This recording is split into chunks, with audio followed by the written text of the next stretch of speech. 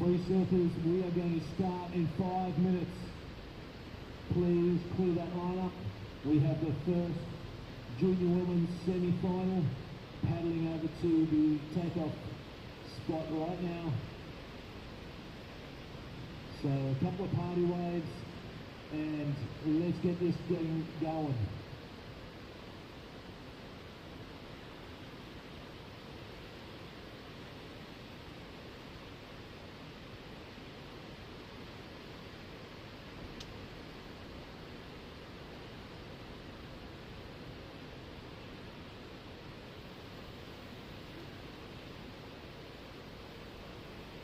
Sabay. Ano sarapan niyo eh?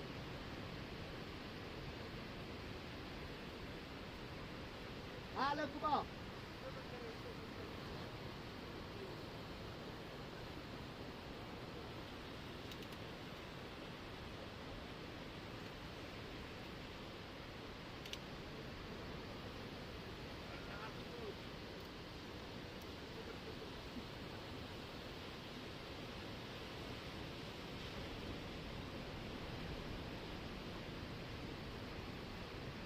Okay, semi-final number 2 will feature Remote Suzuki in red.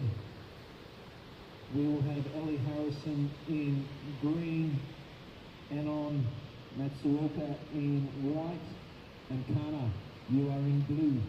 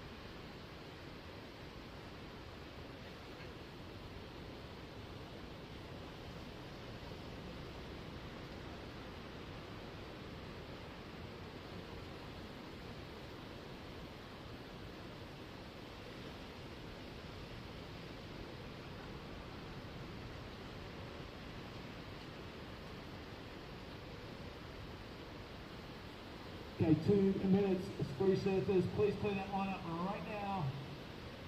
We want to see Takona Kawasi in red, Kailani Johnson in blue, Simon Warner is for the white, and Liliana Bowery is in the green. Everybody else, time to come on in.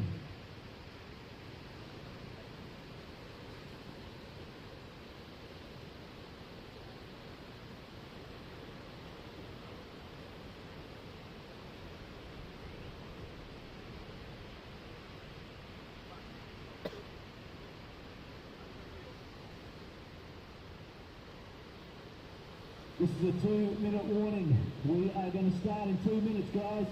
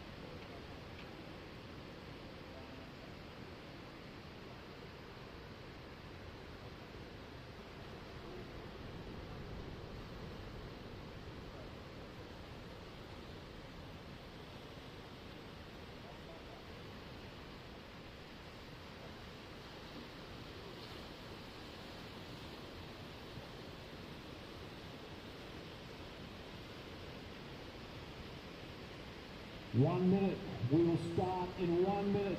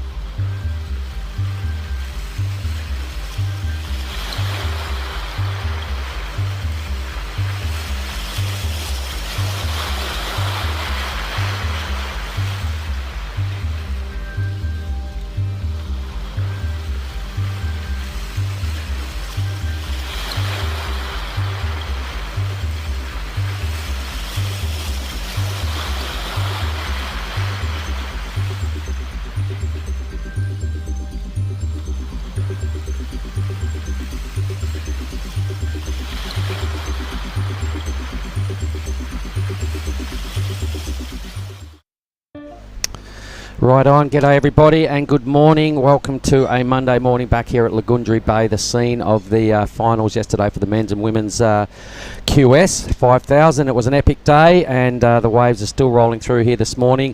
We are just going to finish off our semi-finals, Pro Juniors and Pro Junior finals, so there's still probably 3 hours of action this morning. I'm Mark Cliff, this is Gia Lagarde. What a day.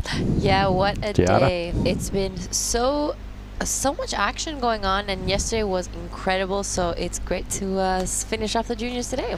All right, so what we'll do is we'll just rehash what went down yesterday. Here's the little highlights reel for your pleasure. Let's do it.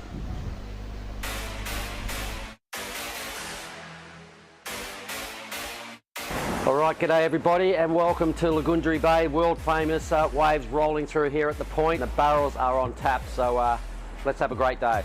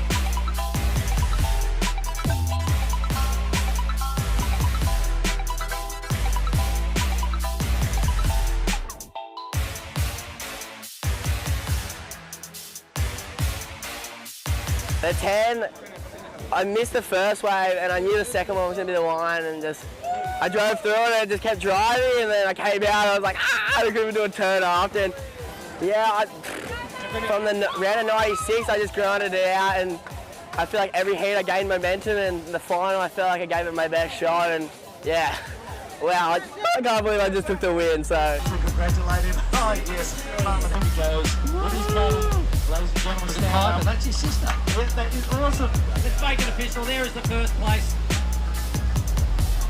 Let's get some beers. Yeah!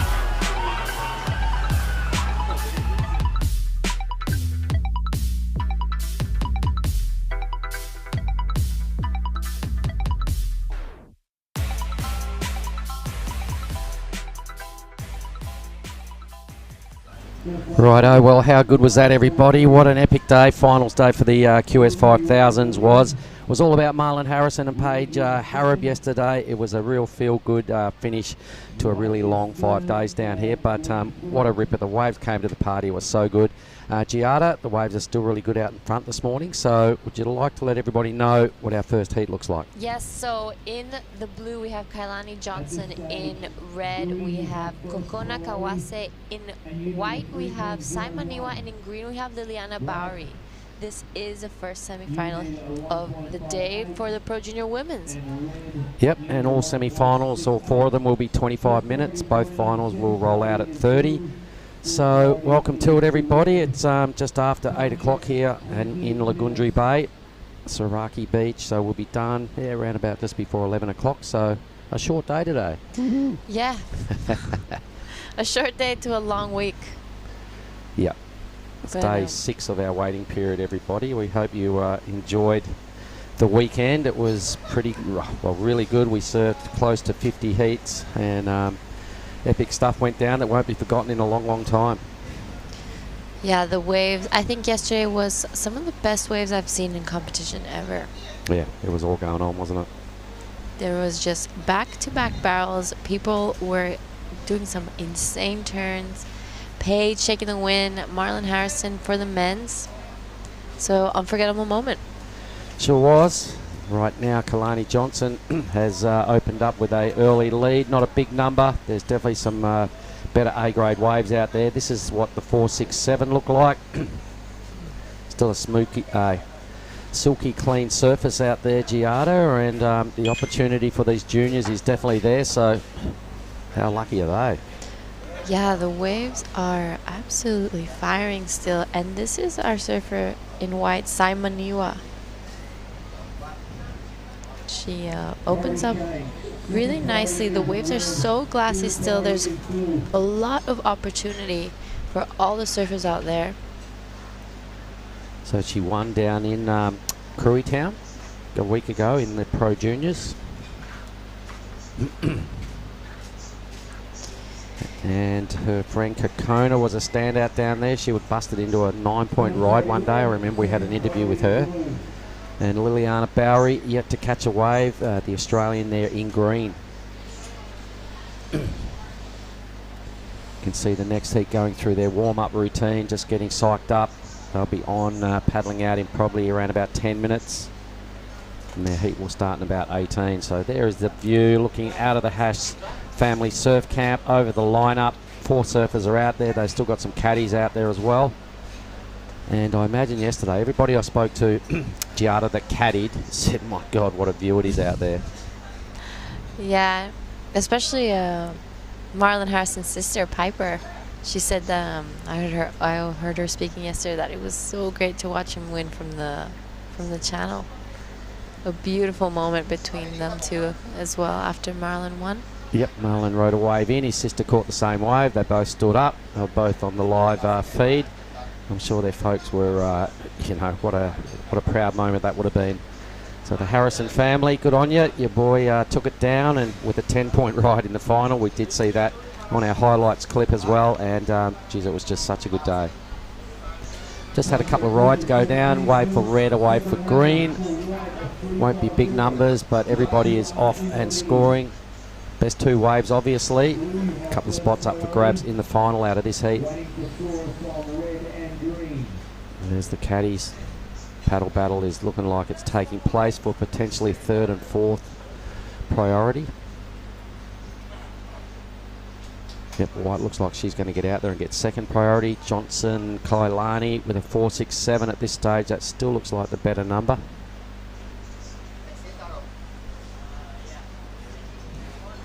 Bit of celebrations last night, Giada. Something Nah. going on? No? Well, there was something going on, but I was so exhausted. I went home, had dinner, had a bit of a chat with everyone, and then I was out by 10. Yeah, it looks like there was a few crew ready to turn it up, so I sort of had to avoid them as well. I was pretty knackered also, so just knowing we still had a little bit to polish up here today, the Pro Juniors, 6 heats. Good morning to everybody around the world. I really hope the crew that are watching this morning, hope you tuned in yesterday and the day before. It just went down in famous style here at Saraki Beach. All right, I'd like to see their single numbers and just see where their scores sit. I think Kailani might still have the better number. Here we go. Yep, Kailani does. There's the 467. 3.5 for Sai, and this is Kailani now. Oh, beautiful backhand turn from Kailani. Took her all the way to the quarterfinals yesterday. She went up against Paige Harab in her quarters, so it was a really great showdown between the two women. But now into the semis of the Pro Junior, so she'll be hoping to make the final this time. And it was really unlucky for Kailani because she had served a really strong quarterfinal. She had a substantial lead. I think she had Paige in a 14.5 point combo with about 6 minutes remaining. Paige then, I think by memory, got an 8 or something about there, put herself back in the mix, then nailed her last wave. Definitely got the score. I think she got another 8. She ended up winning by 2 points, and Kailani just sat there and went, well, what just happened? I served a great heat, and she did indeed. But a red-hot Paige in about 4.5 minutes turned in 2 8s and stole the quarterfinal and then went on to win the whole show. So it was definitely no disgrace. Kailani's 6-point ride there. She's back with a vengeance. I think she really wants to go a step better, or 2 steps better than yesterday, and really feature highly, and probably she's aiming to take this thing down for sure. Yeah, I was watching that heat from the keyhole. I fully thought, I was like, okay, Kai's got this heat, and then suddenly Paige turned on. She didn't catch any waves really until those last 5 minutes, and ended up winning the heat. All right, here is our next semi-final, just making their way out to the keyhole. That is Nanaho Suzuki in Japan in the red. Kana Nakashio will serve in blue out of Japan. Anon Matsuoka had a great outing yesterday, finished in 3rd place in the women's. She'll serve in white, and Ali Harrison, the lone Australian there, up against 3 Japanese in semi-final 2. Ali will serve in green.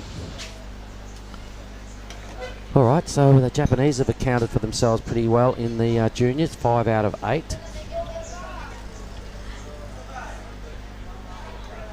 And then you were in the second quarterfinal. Why don't you just remind us how that went down? Yeah, I was. I went up against Kobe Enright. Oh, the waves were so good. I remember both of us paddling out and looking at each other and be like, oh my God, the waves are insane. So we were there, and it was a great heat. Kobe absolutely killed it. Came by second, but I'm happy. You surfed well. You surfed well also. She just had slightly steeper waves when she got her. You know, there was at least 2 steep sections every time she got a good wave. So I think the difference was she was just on slightly better waves. So I thought you surfed really well, Giada. Thank you. Means a lot. But yeah, that was definitely best waves I've ever had in competition. I'd say that. Good morning, everybody around the world. Mark Clift. Giada Legati. I imagine the TV screen might be on in the Surfing WA office. If it is, happy Monday morning, everybody down there. We just had a blast of a weekend. I've had so much fun at this event. It is the final in our Triple Crown G-Land Cruy Nias. We knock off about 11 o'clock today. Woohoo! I can go back to being a surfer again. Yeah, it's going to be great. I'm definitely going out there as well. You see, this is Kokona Kawase on her backside. Really nice first turn. And kind of looks like we're going to start seeing some more waves on the inside again. Yeah, I did notice that during the free surf. I was having a swim and a bit of a stretch and just watching what was going down. And some of the little runners in here she goes now swinging onto this Billy's left. Oh, Billy's left is back. The world famous Lagundri Bay left. There it is. Provides 3 huge hits down there on the inside, surfing back towards the Hash Family Surf Camp, just to add a little bit of a bonus to the ride. So a good well surfed wave there for Kokona. I reckon that's her best. She'll go, maybe, no, I don't think she'll go to the lead, but definitely putting the squeeze on Maniwa, who has priority out the back. There's There the we boys. I see. think that's Shauno there. And Fede. I think that's Fede. I think it is, yeah. He told me earlier he was going to Yep. go on the boat this morning. Yep, so and Sean Gilhooly in the blue t-shirt.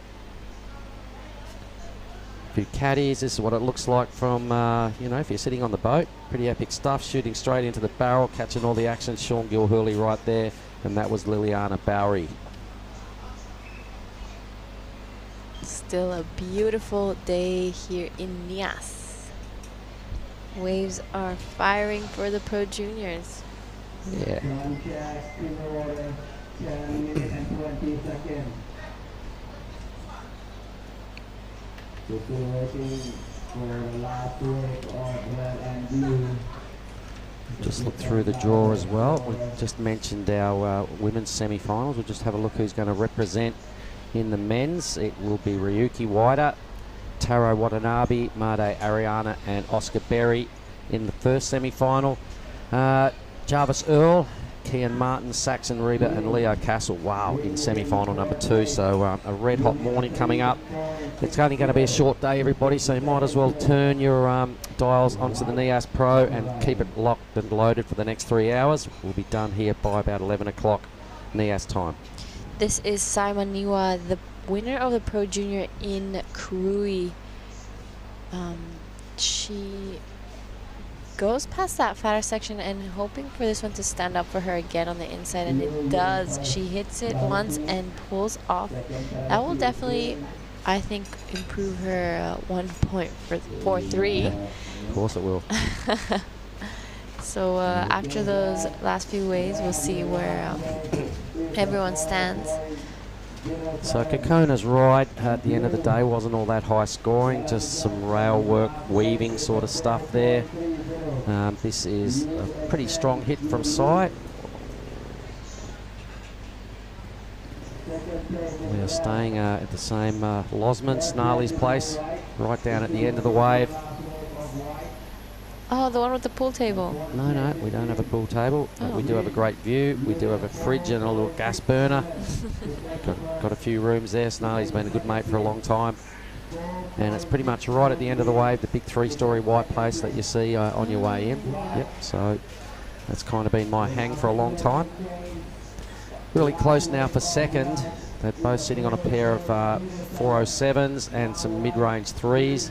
So really the only number that you'd really want to be keeping in your scoreline is the 6 there for Kailani. Yep. But I don't know, 8 minutes, there might be enough time for everybody else to turn around their 2-wave totals. There's Oscar Berry psyching up for his Pro Juniors. He's had a big outing, hasn't he? He surfed a lot of heats. Just came up short in the quarters, needing a 903, and got a really great barrel. Came up at an 8.77. I think he was against Geordie, yeah? Yeah. Okay. Morning, mate. There he is, all spot. There you heard me. There's been a lot of new faces unearthed this week, mate, that I hadn't heard of before. A lot on the women's side of the draw. I've been acquainted with a lot of new Japanese faces this week and through Krui. A lot of young Aussies coming through. There's this real healthy pack charging through. A lot to look forward to out of Australian surfing and Japanese surfing. They're charging. The Filipinos, there's been a lot of them here. Paige Harrod flew the flag as high as possible for the New Zealand nation yesterday. Yep. And Geordie Marie did a good job to represent South Africa. Just about won back-to-back titles here.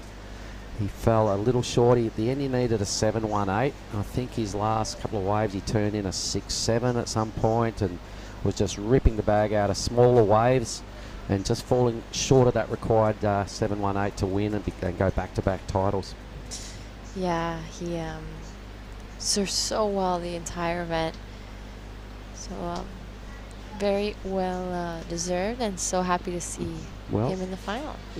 On finals day, he turned in a 9.77 tube ride and a 9.7. The two highest single tube, the second and third highest single tube rides out of the whole event because Marzi just trumped him with a 10-point ride at the perfect time in the grand final. That was the difference. And he was all smiles out of the Goldie. What a great kid. Got swamped by his mates. Must have tipped about a dozen Singaraja beers on him there at the presentation. It was really good. All right, so the requirements, Maniwa to get into the lead, a 6.6, a 3.5 for Kokona, and Liliana with a slow start needs only a 4.8, so they are still well and truly in the mix. Kailani Johnson in the blue right there, trying to improve on a 4.67.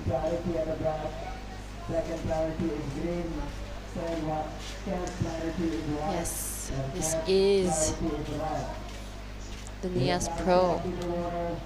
Sure. So a few people we'd like to thank. If you can read Billy's handwriting, good luck. Have a go at it. A few people we would like to thank, especially for yesterday's South Nias District Government, the Ministry of Tourism and Creative Economy, PT Telecom Indonesia, Nias Board Riders, the PSOI, the ASC, the WSL, and the Sorake local people, of course. We'd like to thank Kemenko Marti Movest. I'm not sure what that actually says, but we'll figure it out later. Earth Island and Veer Singaraja. All right, there was a few of them getting turned upside down yesterday as well. I'm sure maybe again tonight. We've got delay day tomorrow. Tomorrow's day 7, and they're expecting the wind not to be that favourable.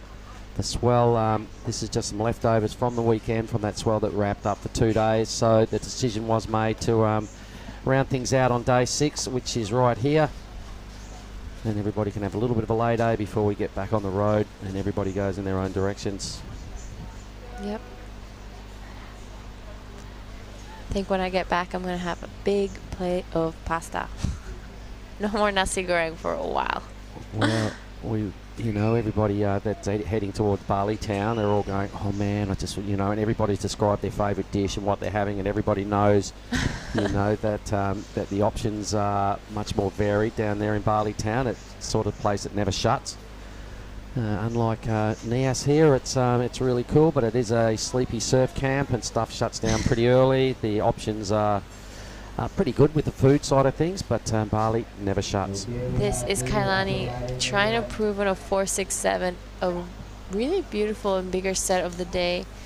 Wraps it around, and we'll be seeing her take this one to the inside. Finishes this wave off really nicely. So, and right behind her, Liliana Bowery looking for a 4.8. She'll be, we didn't see the first part of this wave, and she just comes unstuck. Yeah, so we'll no doubt get a replay on Green's wave shortly. I reckon Kailani does extend the lead. Liliana, this is her wave now, so let's see what happens. Little bit of a rail bog, I think, on what might have been the opening turn. Yeah. Bit of weaving now, so still no major big blows. This she had a really good go at it, but just couldn't quite maintain balance. We are seeing Simon Iwa at this stage now riding about her 4th wave. Red goes down out the back, so everybody getting a little bit of something out of that set. Let's see what the scoreboard indicates in about a minute or so.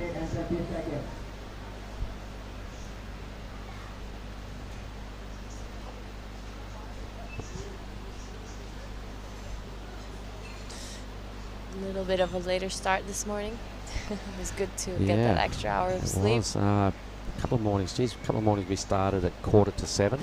6:30 call, sounding the hooter 15 minutes later for a 6:45 bounce down.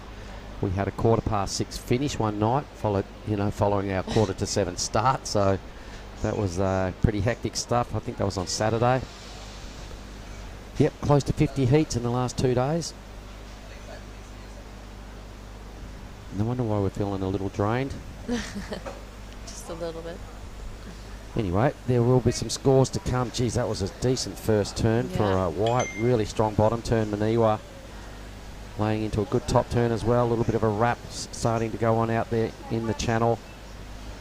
Wave still pouring through unattended out the back. Here is the replay of Red. Bit of an over the handlebars. Kailani did in fact increase her situation with a 5.1. She'll be feeling pretty good. Yeah. She was really a bit bummed yesterday after her performance against Paige Harrop in the quarters, and she's like, well, I know I can surf better, and Billy's got in her ear and given her a bit of mentoring and a bit of counselling. He said, well, in that case, just do it. Good news for her is she's got another chance at redemption here today. It's looking like she's got 1 foot in the final at this point.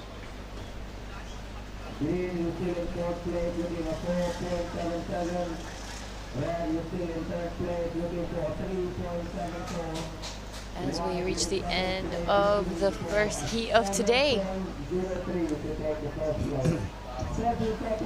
5 more to go. And we finished the Nias Pro 2022. Yep, across 4 divisions. And it sort of signals the end of our triple crown through Java, South Sumatra, and over here at Western Sumatra, Nias.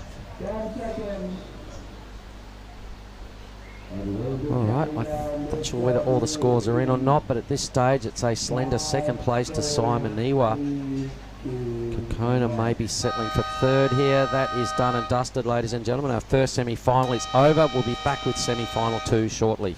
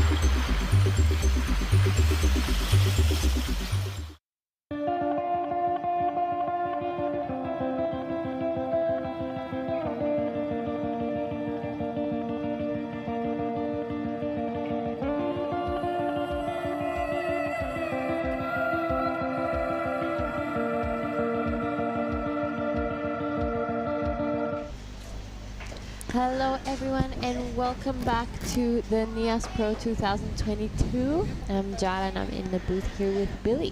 Yes, good morning. Could be back here for the first time today. Nanaho Suzuki will take on Kana Nakashio. Anon Matsuoka will take on Ellie Harrison. This is semi-final number 2 of the Pro Junior Women. Welcome back to Lagundri Bay. It is Monday. It's Pro Juniors all day, and the conditions are, while not big and life-threatening, absolutely delicious.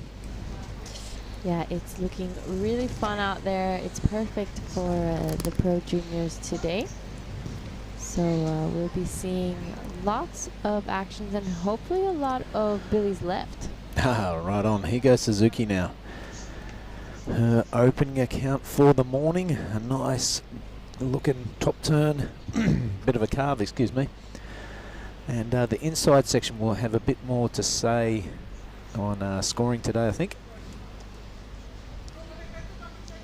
As we see Kai come in, giving everyone high fives and happy to have passed her heat. Sean Gilhooly out there, the big wave, that's his signature move, folks. He hates getting his photo taken, I can tell you this much. He'll be that uncomfortable right now with that camera in his face.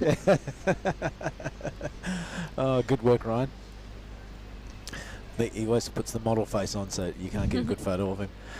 Anyway, let's have a look. It looks like, yep, Matsuoka getting caught behind there on her backhand. Now that last heat, please tell me, I wasn't watching, who won, who came second? So our girl Kailani Johnson came first and second Sai Maniwa, going straight into the final of the Pro Junior. Oh, Ellie Harrison there slipping behind the curtain, but can't quite negate her way out of that. She'll get caught by the lip. get back out there because there's still 21 and 30 left in this. 25-minute heats all day. It is the Pro Junior event that's been tacked on to the end of the QE 5000. What a fashion. We saw that wrapped up in yesterday. Paige Harrop doing it for the New Zealanders, and then sorry, a bit distracted, and then we saw Marzi Harrison absolutely spanking it with that 10.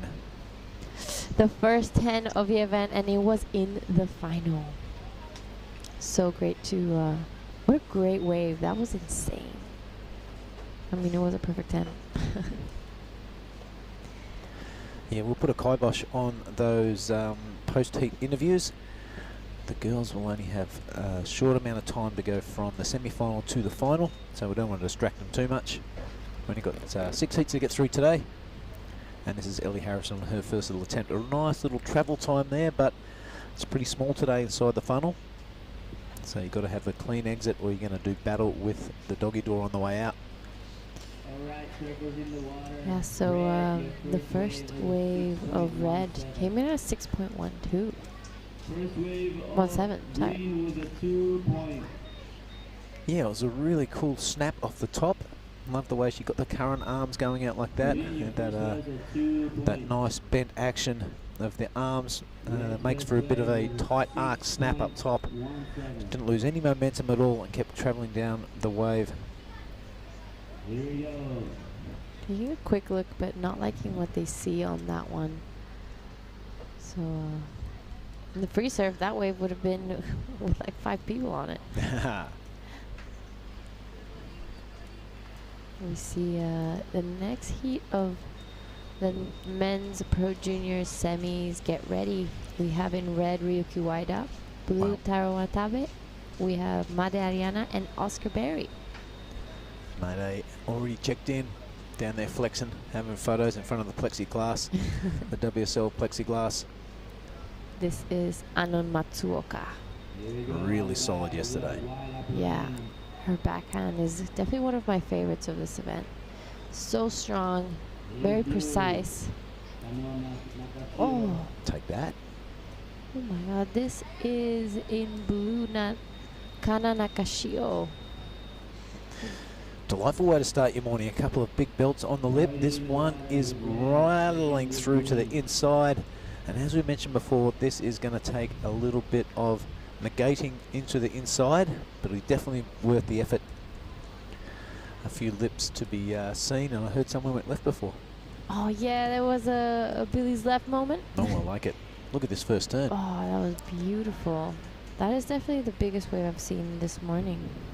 So she'll be feeling good after that one, coming paddling back out with that extra confidence. Yeah, a lot of speed through her turns and not losing any momentum. Loving that style. Yeah, surfer in red now, Suzuki. She's going to step it up. She totally does. A little bit more aggressive on that first turn. The judges love it. Really lays the hammer into the second one. So really meaning business is Suzuki out. Surfer in red. Ellie pulls in again. Let's see if she makes it out of this one. Oh, not quite. A little bit of pinchy on the end. But love her intent. If one of those stays open, Ellie Harrison's going to thread the needle.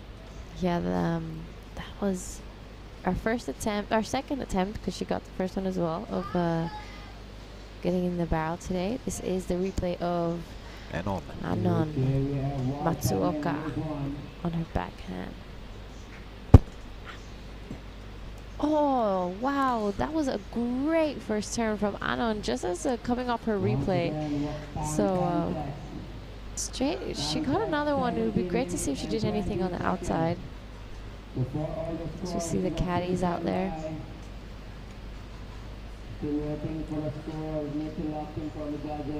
Nice deep bottom turn, wasn't it? That allowed her that vertical attack and a really nice bit of back foot action. Didn't lose any momentum at all, kept flying down the line. But a nice gouging maneuver there from White. Can't wait to see what the judges do with the score of blue and then white.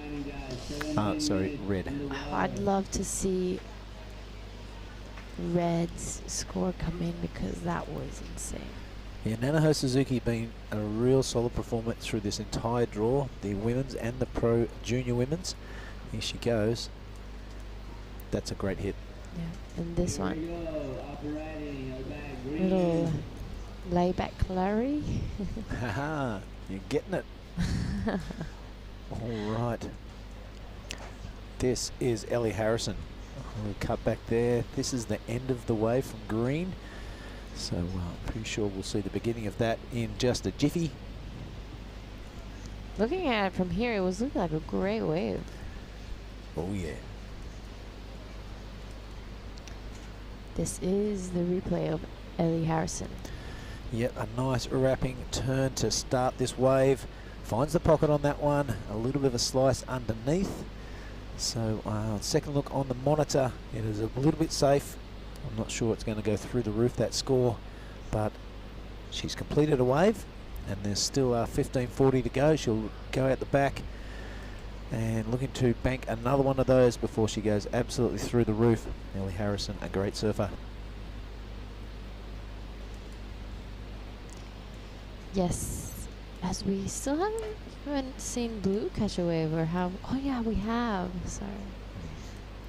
Oh, it was a good one too.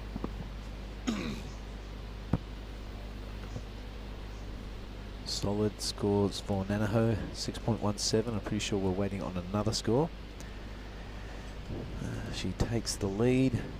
Familiar place for her, up the top of the leaderboard.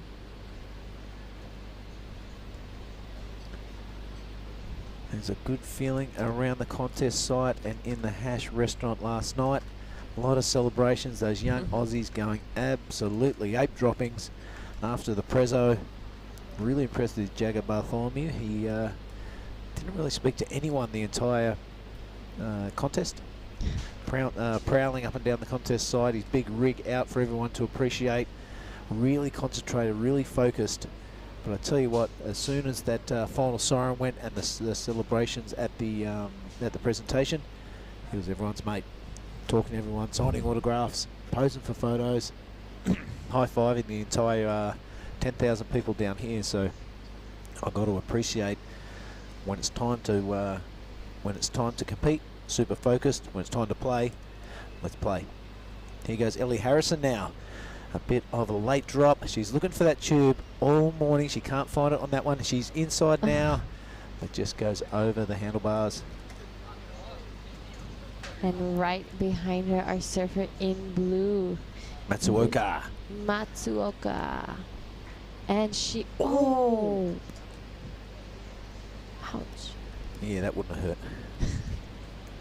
So Nanaho Suzuki's last wave came in at a 7.9, and our surfer that just fell in blue, a 7.83. Oh, she is not happy with that 6.17 Nanaho. A couple of really savage lip bashes there. She's looking to throw that 6.17 in the bin. This is Matsuoka. Oh, Matsuoka, a massive first turn and goes straight to the second one, right in front of Nanaho Suzuki's face. And just a 3 turns, but beautiful wave from our surfer Anon Matsuoka. We see her smiling at her caddy, having a chat. She's feeling good. Yeah, this is a larger set wave too. Love that bottom turn, that right hand or that right arm disappearing behind the body. That allows that vertical attack. She was really focused and not happy that Nanaho has got a couple of good waves under her belt. I like this one. Bit of a free fall down with the lip. She goes, I'll give it another crack, and it does so. So a little bit of an overbalance, but throwing everything at that wave. This is our surfer in blue. Oh, up and over. Straight to the face, that lip. This is semi-final number 2 of the women's Pro Junior. Yep, beautifully indicator up there, starting to show its face. This is where we've been hanging out all week. I'm kind of staying just around those buildings up there. And those that accommodation stretches all the way down to where we are here and then into the bay. As it seems like there's more wave action in this heat than the previous one. Yeah, well, look at that thing out the back there. They call it the indicator for a reason. You see that thing throating its way out the back, you know something's coming your way, and it is. First priority sits with blue. So Kana, ready to rock and roll. This is Kana, our surfer in blue, pulls in, doesn't make it out. Absolutely trounced on that one on the inside. You see a board going this way and a body going that way. It's great to see the juniors inspired by Nanaho Suzuki now inside, a bit of a belly flopper and a bit of body surfing inside there. so many sevens being thrown around in this heat. A 7.9 for Nanaho Suzuki and a 6.30. Ano Matsuoka's last wave came in at 7.70. Wow, she'd be loving that. And their surfer in blue, Nakashio, a 7.83. Yeah, Suzuki upgrading her heat total. 6.30 that last one. So 10:30 to go. There's been a heap of waves ridden, and there's some real decent scores in everybody's column. Yep.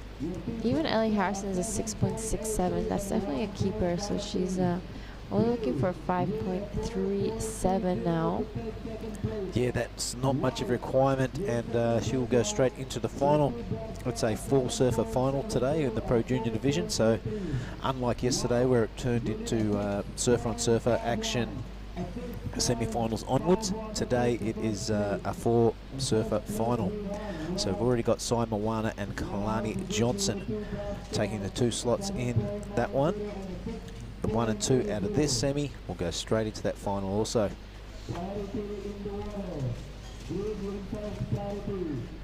There's the beautiful island of Nias in the background. Facing directly south here. It's a beautiful part of the world. If you're up for a bit of an adventure, come and check it out. There's not just surfing to be experienced here. There's all sorts of cultural experiences to be had. Yes, we'll be going straight to the men's semi-finals after this. Yeah, let's have a look at our draw there. I had it up before. So it has been the junior pro women, the pro junior women semi-finals. We are going to go to the pro junior men's semi-finals, and then 2 banging finals in a row: women's junior and then the men's junior. Yeah, as we said previously, in the first semi, Ryuki Waida, Tara Watanabe, Madariana Oscarberry. Oh, look at Ellie Harrison. She ain't coming out of that one, but please go ahead. And in the second semi, we have Jarvis Earl, Keon Martin, Saxon Reba, and Leo Casal. Wow, Leo Casal, been impressed with that young man. Also impressed with Anon. Really bashes that lip. That is Matsuoka. Finding another section to play with, and she absolutely destroys that thing. Wrapping around as the wave fills full of water. She's not going to bother with the inside section because all the damage has been done out the back. I think that is the wave of the morning for me. Only looking for 6.51. I definitely think she's got it. I agree, that was the wave of the morning. She hit it perfectly 2 times in the position, in the pocket. Yeah, check out Matsuoka on this one. That right hand, right arm going behind the body. That allows her to get right up into that pocket. Loving the super slow-mo action. Slicing that one. Wow, really impressive form from this lady. She has a really good go at it yesterday. She had a really good go at it yesterday, and she's continuing that form this morning. 9.00, so a 9-point ride in the second heat of the day. Matsuoka on fire. Yeah, that was the best wave of the day for now. For now, yep. Geez, we saw some big scores go down yesterday in the piping barrels of Nias. None better than Marzi's 10-pointer in the grand final, but let's relive this one. Really shoves it up in the pocket, couldn't get any tighter. The second one just as good. Loving her form right now. This is Anon Matsuoka. Priorities with red, second priority with blue. Here we go. This is Blue looking for a 6.38 to go to the advancing position and make her way to the final. Oh, yeah. Oh, she's definitely looking very strong this morning. Our young Japanese surfer. Nakashio, Kana Nakashio, really polished, disappearing into the morning glare. Of course, you get up in the morning and the sun is barreling straight at you, straight into your eyes. That's a nice deep bottom turn to start off. Great surfing from our woman in blue. She wraps around this section as it does tend to get a little fatter until it reaches that inside reef. So great vision, great images coming at you around the world. I hope you're enjoying it. It's been a fantastic week here in Nias. You can see our competition site, and just to the right of the screen, that is the Hash Family Surf Camp. We're just in behind the big beer sign there, the Singaraja sign. And that's yesterday it was absolutely brimming with people on a Sunday. A bit sleepier this morning. We got 6 heats of the Pro Juniors to wrap up, and that will see out the Nias Pro 2022. Stairway to Heaven just there on the left of screen, and a beautiful vista of the waves and the bay at Lagundri here. the most slippery stairway to heaven. Suzuki, she is not finished yet. She's really going to push it, and that is the consequence. She needs that 8.81, so there's no use mucking around with small and half maneuvers. You've got to go big if you want that first position. So at the moment is looking like 3 Japanese surfers and 1 Indonesian surfer in the final. There's still 4 and 25 to go. However, they're quite big, well, quite large requirements there. 7.54, and Nakashio with that 6.38. She already got a 7.83, so it's definitely something she can do. She just needs the right way for it.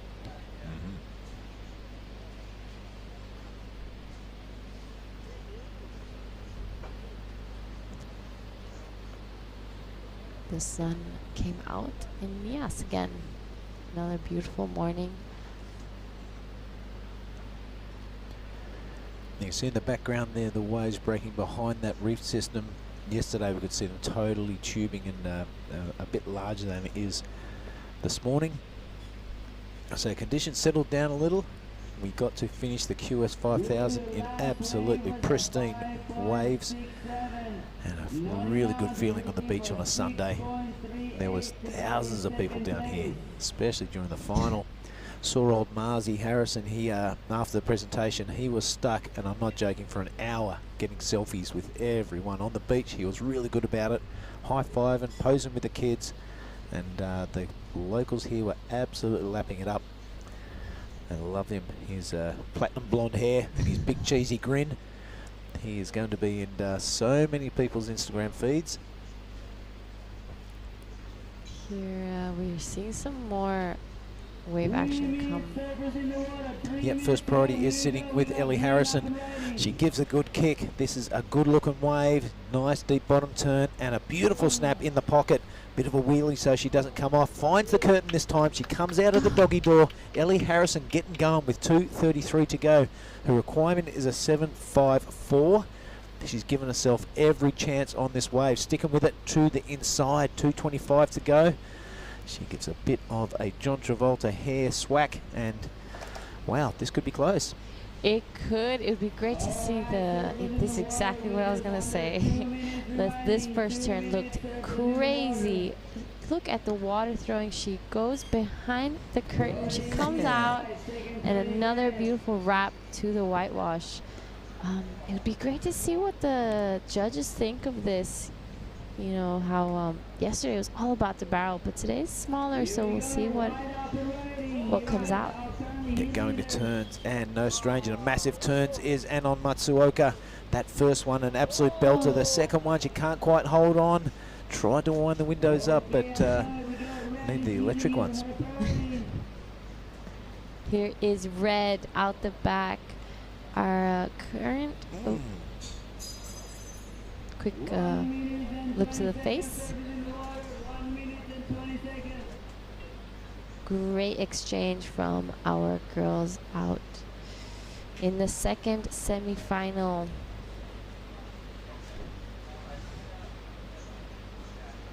Here we have the replay of Anon Matsuoka.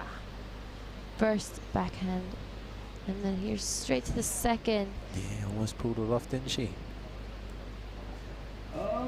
Suzuki finding the pocket, dealing with it, and the second one, same story. Ellie Harrison's wave just coming up short. Yeah, 6-7-3, there's 40 seconds to go. She'll be way down on the priority table, but she's given it a good crack. She's hoping a smaller inside one comes with 30 seconds to go. She still has a hefty requirement of that 7.48. There is something showing its face. It's got 25 seconds to sort this out, but is blue with first priority. Looking for 6.38. Let's see what this wave can offer for our surfer in blue. Just comes up short on that second turn attempt. 5 seconds, that could be the result. This is semi-final number 2. It's Matsuoka and Suzuki through to the final. We are going to cut to a short ad break, and we'll be back with semi-finals junior men's. This is the Cruy Pro 2022.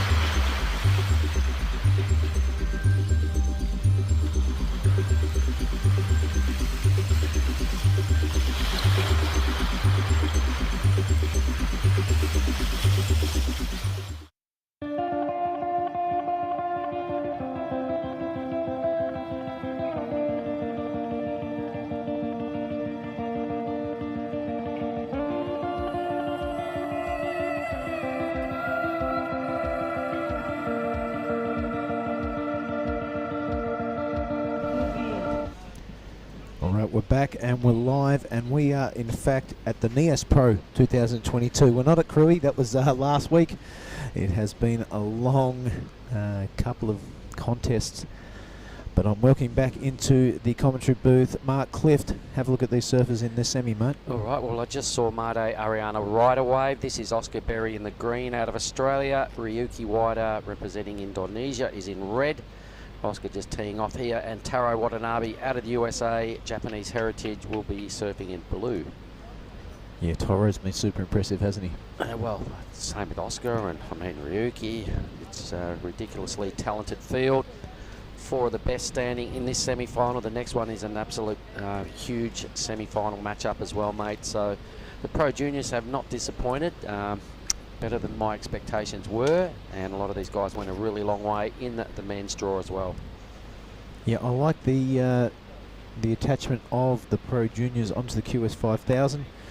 You know, they get an extra surf when they travel all this way to Cruy and to Nias, and also we get to check them out, a bit more of their talent in both draws.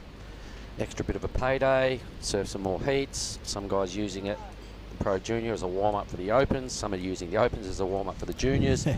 And same on the women's side of the draw as well. But, geez, haven't the Japanese surfers done really well on the women's side of the draw? There's 3 of them in the finals. And Kailani Johnson representing Indonesia as the sole remaining non-Japanese in the women's final. That will be coming up in about 45 minutes. Yeah, you'd like to pick a favourite in that final, but all women just totally on fire. There's Kean Martin strutting around, giving the high fives down there as he collects his rashi. He's going to have his hands full with Jarvis Earl, Saxon Reba and Leo Casal. Yeah, that is a seriously stacked semi-final, as this one. We just saw Taro drop out of the priority ranking. He did have second there temporarily, I think, and dropped back to third. That's Oscar out the back there in the green. Some numbers pending. I think they're actually in. A 5.83 for Oscar. 4.13 for Marde. A low number there for Taro, and Rio, I think, hasn't ridden a wave. No, he sits out the first priority, mate, so it suggests that he's waveless. Super patient young man, very laser focused once the siren goes and the rashi is on. But as Oscar Berry out to a decent lead, he'll be looking to make that his backup score, I'm pretty sure, in the next 20 and 50 seconds. Yep, looks like an incoming set as well. The boys are all paddling out a little further. So top priority would think maybe Red's having a look at this, but he doesn't. He handballs it over to Oscar Berry. Here we go now. So the big Australian riding his trusty Dahlbergs, putting them through their paces, and they've been going really well. Crunching a big hit there. A little bit of a wobble, but he sort of puts him in good stead for a cutback. Out the back, I was just seeing someone get a draining tube, Billy. Well, who else is it but Ryuki Waida? Can't wait to see the beginning of this wave. He really snaps it in the pocket, and look how confident he is. Yep, just flicking straight out. I think his immediate theory is try and beat Oscar back out. He's pumped though, good ride. Yeah, here's the beginning of it, tucking straight under the curtain. He's done this a lot of times this week. Straight into a big open wing cutback, and finding the pocket on the second turning attempt. So very solid start. What'd you like about Oscar, mate?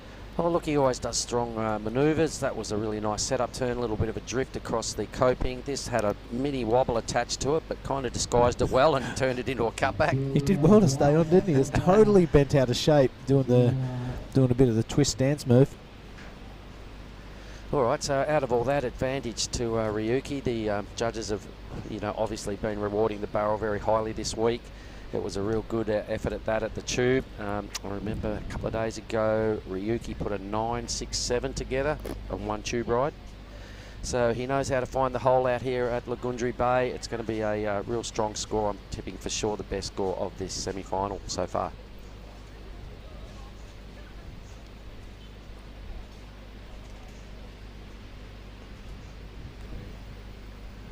There is the road to the final.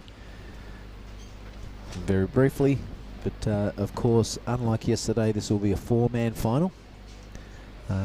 Yesterday it was surfer action after the semis, and the Pro Junior will feature 4 surfers in the final. So it's going to be cutthroat, it's going to be rapid fire, and there'll be no waiting around.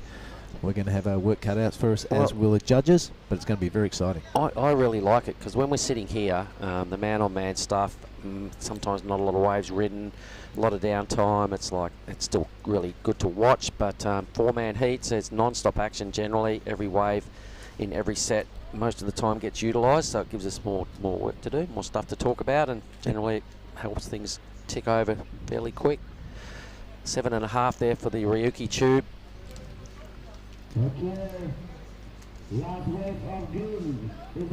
Oscar's got a pair of 5s in the lead, but Ryuki's 7.5 is definitely a solid announcement that he's a serious contender here for the title. He is definitely here to play. He was watching all the action happen yesterday in the Opens, in the senior men's. And why he had a smile on his face, and I knew he was wishing he'd be out there. But he always had in the back of his mind, he still had some unfinished business here. This is it. A little tidy up at both sides of the Pro Juniors. 6 heats to go today. With this is effectively heat 3 of our 6 heat day. I can see Jarvis out there with the red rashy on, ready to rock and roll next heat. It's a real tough one too, because all these guys in fine form. Jarvis, Kian Martin, Saxon Reba, Leo Castle. Couple of Aussies taking on a Swede and a Brazilian. Yep, couple of goofies, couple of natural footers. Well, 3 goofies actually.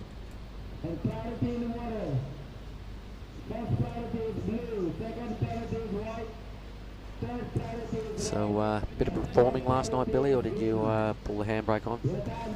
Bit of dinner, a bit of. I was pretty high, bit of a natural high after that. After that fantastic final, and I loved the presentation when the Australian guys got up all around Marzi when he was holding that winner's check above his head. It was something that warms the cockles of an Australian surf fan's heart. I sent it out to Jejuan Smith from the Swellians. He absolutely loved it. Drenching him in Singaraja. Oh yeah, how he good was was well it? mobbed. Yep. Little posse of young Australian men getting around him. That was epic, and who can forget his wave in with his sister standing next to him as well. You know, imagine being the Harrisons at home watching that, mum and dad. Very special moment. Yep. Okay, Oscar Berry now trying to improve on a 5.17. He's got a pretty nice wall ahead of him. I can see it stretching well out into the channel here, so I would hesitate that it's going to go a fair way. Wow. All right, he doesn't want to buy into any of the piece of the inside. It's not running too badly through there this morning as well, but the theory is get the work done out the back, get off and reset. Sure, he wants a barrel at some point. Yep, good strong surfing, Billy. What do you like about this? Well, it wasn't a real big set wave, so he's got to make the most of it. Beautiful wrapping turn, kind of pulls it short. This one he doesn't pull short. Does the board does the full 180, and same with number 3. He probably could have stuck with the inside there, but the rewards are probably only half a point to maybe a point. So he'll be looking out to get back and get out the back and get a wave similar to Red's 7.50 for that tube for a wader. That's what he's after. Yep, barrel coming up. He's still got 15 minutes, so 25-minute semi-finals.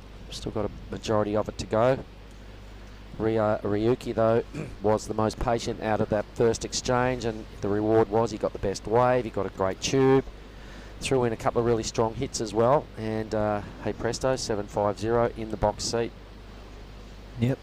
Taro out there also looking to get his campaign going. I'm sure Brad Gerlach is watching over there on the East Coast, doing a bit of coaching with the young man. Known him for a while, saw a little post that he put up yesterday, and this is my first time seeing him surf in the flesh. It's been pretty impressive. Sure has, mate. There's been a lot of quality campaigns throughout the Nias Pro.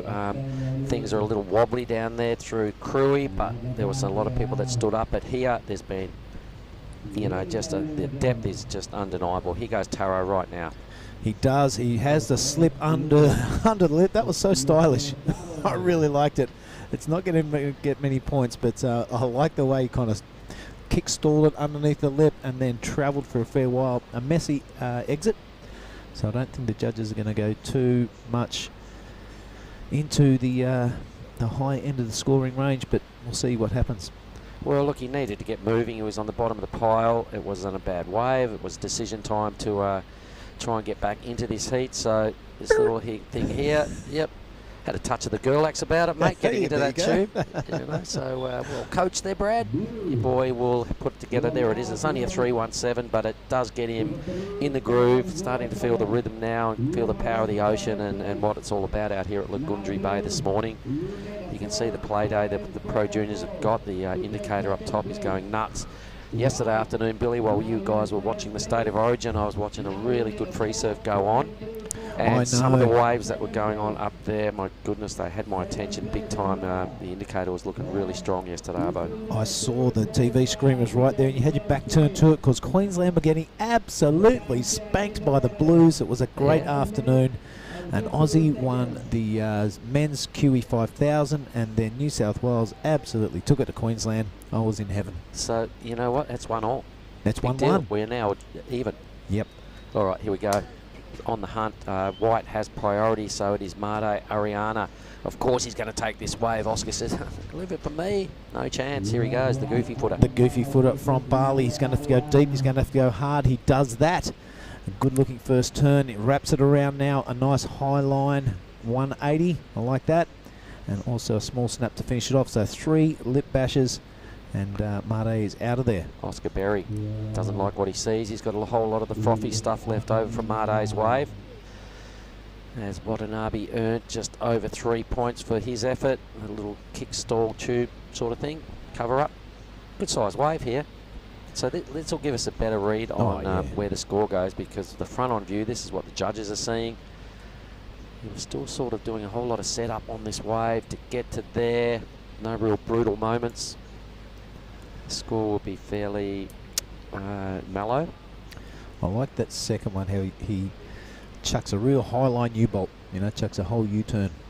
Brings his board all around like 180 degrees, all in the top third of the wave. Yep, the judges will be noting the power moves that Oscar Berry's been throwing down. Made, for me, never really sunk his teeth into it as much as Oscar does, so they're throwing 5s at Oscar. Let's see what they throw at Made.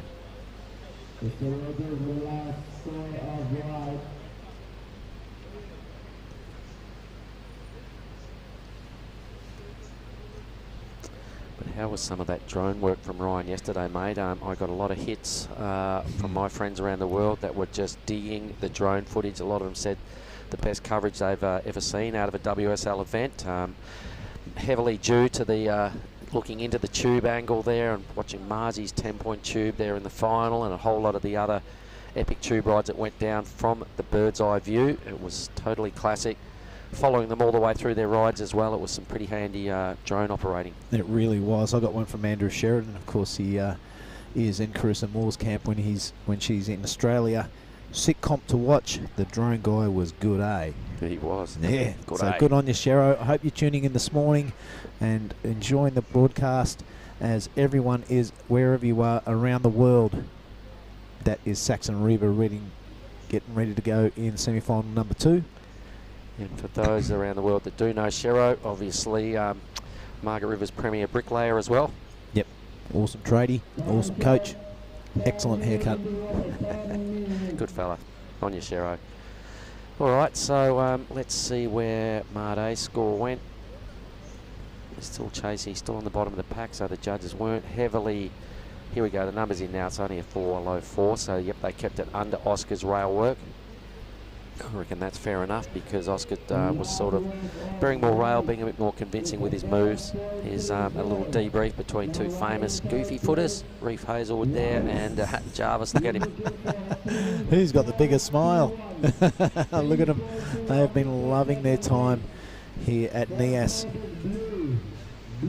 Right on cue. Ryan's got the drone in their face, so psyching up, geeing each other up, goofy foot to goofy foot. You guys seem to hang pretty tight, you goofies. Yeah, I don't know what it is. I think goofy footers love going left way more than natural footers love going right. we can do it all. You guys seem to just... well, Jarvis is going to have to look over his shoulder here and do it on his backhand, and we've noted this week pretty handy work on his backhand. Oh, yep. So look how close this is. 0.03 for second spot between Ryuki, who only has one wave, and Made, who's chipping away with a couple of low numbers. So Ryuki will no doubt know 8 minutes, top priority. All right, stay composed, stay staunch. He doesn't need much to go into the lead. Oscar Berry will be feeling a little threatened in his position as well, just packing a couple of 5s.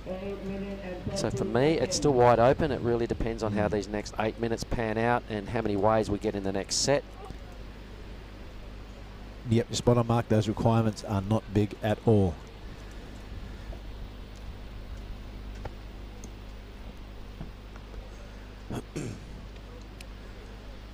Another nice work day unfolding in front of us, mate. Crystal clear conditions, beautiful scene out here, looking out front of the Hash Family Surf Camp. I just see Jarvis pick up his board and begin his trot up to the keyhole. Yep, he's going to flick the switch once he jumps in the water. The Smiling Assassin, been taking a lot of scalps in Krui and also here in Nias. And a lot of hits. from my friends around the world going, wow, this kid seems to be the real deal. There's a lot of hype in the Jarvis Earl camp. We've mentioned him non-stop. We might be doing a bit of an overplay on the Jarvis theory, but look, he's just totally taken you know, my attention, and I can see what he's done in Crewy, what he's done here, the competitive smarts, the skill set. There's a real lot to like. So there is the keyhole. That's Saxon Reba about to jump off. Pretty sure Saxon said he's a lifeguard out of man. Pretty sure it was Saxon. Oh, right. We just saw Leo Castle also jumping in. So we've got 3 goofy footers coming up next. Ken Martin, the sole remaining natural footer in that semi on that side of the draw. Trying to book our 4 spots in the grand final. In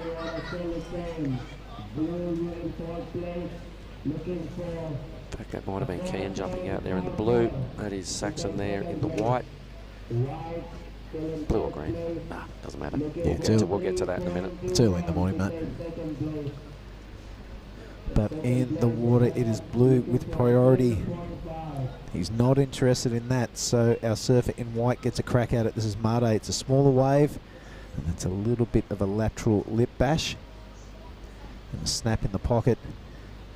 He is looking to better a 3.17. It's going to be borderline. Blue ripping in out the back now, just taking the top off that thing, Taro Watanabe. He's been surfing super slick all week, mate. That surfboard of his, the Paizo, we know it's a little swallowtail, has just been glued to his feet. Some really strong surfing right there. I'm sure he's going to love the feeling he got out of that first turn. He just sliced the top off it, mate. So I'm looking forward to seeing the replay. Made's wave went a little flat kind of quickly. I reckon Taro will potentially, might have a little bit of joy coming his way. May go into second. He does. There we go. So Rio, he's going to have to use this priority. We're coming down to 5.30. He's got second priority, only 1 wave. I think it was a 4.3. No, Taro Watanabe, where is he? Score's not in yet. That's Made into second at this point. A little bit of a challenge now from Oscar. Yep, totally bashes that first section. Follows suit with the next. This is like a replay of his first wave. So we'll see where the judges go. But yeah, Taro, that is what we know he can do. Really electric surfing. Yep. The surfer in blue, here he goes. That first turn is just straight out of a coach's playbook. Really loving it. That one a little bit more aggressive. And that cutback, super classic style. Yep, just really solid base of foundation sort of manoeuvres, and doesn't really, adds a little spice and eye-catchingness to what he does. This wave for Made. Once again, he's just struggling to find 2 really big sections on a wave. Oscar, a bit more of the same out of Oscar on this one. So the tube of Ryuki's has definitely been the point of difference in this heat. Everything else, I guess, due to the fact that they haven't really had a bigger set. They've had 1 bigger set wave. Ryuki was on it, hence the 7.5. Everything else is just a bit of rail work, and the judges are struggling to get out of the 3 to 5.5 range. Yep, well, Ryuki's going to have to do it in 2 waves because there's only 4 and 13 seconds remaining. So he doesn't mind the pressure. Well, it paid off to get that first wave, so he's just kind of biding his time, going, yep, you only need 2 to win. Just got to beat 2 guys as a minimum. Numbers coming through now. We have gone above 6 for Watanabe, so the judge is really liking the rail work and the style and the you know, just the flow, and his connection was really strong on that wave. So a worthy number, second best score of the heat. Oscar did not improve his situation, so the requirements are high 4s for blue and white to either go into the lead or to muscle his way into second for Made. But Rio now is on the hunt, Billy. Yep, 3.25 to go. This is not a big barreling wave, but he needs a backup score. Going about it very nicely. Second slicing turn. He's going to stick with this one, I reckon, Mark. Or he's not. No. So anyway, he'll get the number. Did wait a long time for that. He probably just started feeling the pinch and went, well, just in case. I only need a 1.7, so just in case, I better go and put something down that's going to get me into second, and then see if he can shut the door in the last 3 minutes. He has the Rashi flying. He's got a bit of speed on that wave. Yep. Oscar's on the hunt now. 3rd priority. The boys let him go. So Yep. take us through this one, Billy. The Aussie now looking to solidify that first place. That's a couple of good-looking lip bashes. The big Aussie feeling the groove here and in the morning at Nias. Out the back is Toro. All right, once again, picking up where he left off last wave, just slick and smooth and fast and just putting a little bit of X factor on most turns. Really, really strong surfing right there, but there was a bigger wave out the back. Yep, the young Balinese lad now on his backhand. That's a better turn. That's the stuff we know he can do. This wave allowing him to show the judges what he's got in his bag of tricks. All right, well, I can sense some upgrades from in every camp. Oh, look at this is going to be very interesting. A three-way paddle battle going on now. Yeah, I reckon everybody's got a bit to look forward to once these announcements come through, so stand by. First of it, a 4.57 from Red. That takes him probably temporarily into the lead. We'll see where the rest of the scores fall. As the boys, three-way paddle. No, it is Mate who's given up. And there's going to be good numbers for all these guys because I liked all their rides. I think pretty much all their better scores. So let's see how high these little upgrades go. Oscar currently in second, Taro currently in third, and Mate currently in fourth, but it could go anywhere, this one, this exchange. That was a really cool holding of the rail for an extended time from the Australian Oscar Berry. But same with Blue. He did a lot similar. He was thinking about a tube here, so you goofy footer, mate. Yeah, I like that turn though. That's his best turn. Drifts those fins a little bit. Yep, so I reckon his best wave. I reckon potentially Taro's best wave as well. So let's have a look at the work he did here. He's got like a nitrous button. He goes from cruising to full speed in a split second. Really sharp surfing. That was just pinpoint accuracy on all his moves. So I think we've got some big numbers about to come. Oscar's dropped to 7.03. Watanabe is the 7. Mate's number, I don't think he's in yet. Mate, 32 to go. It's Red who needs a score, and he's going to paddle into this one. So only the third wave ridden by Ryuki. He's going to have to go big, and he's going to have to go aggressive. He does that little free fall out of the lip. A nice carving manoeuvre to follow that up, but it's a smaller wave. He's going to have to stick with it. It's only 14 seconds. He gives himself a fist pump, but wow, that might be a little bit premature because out the back.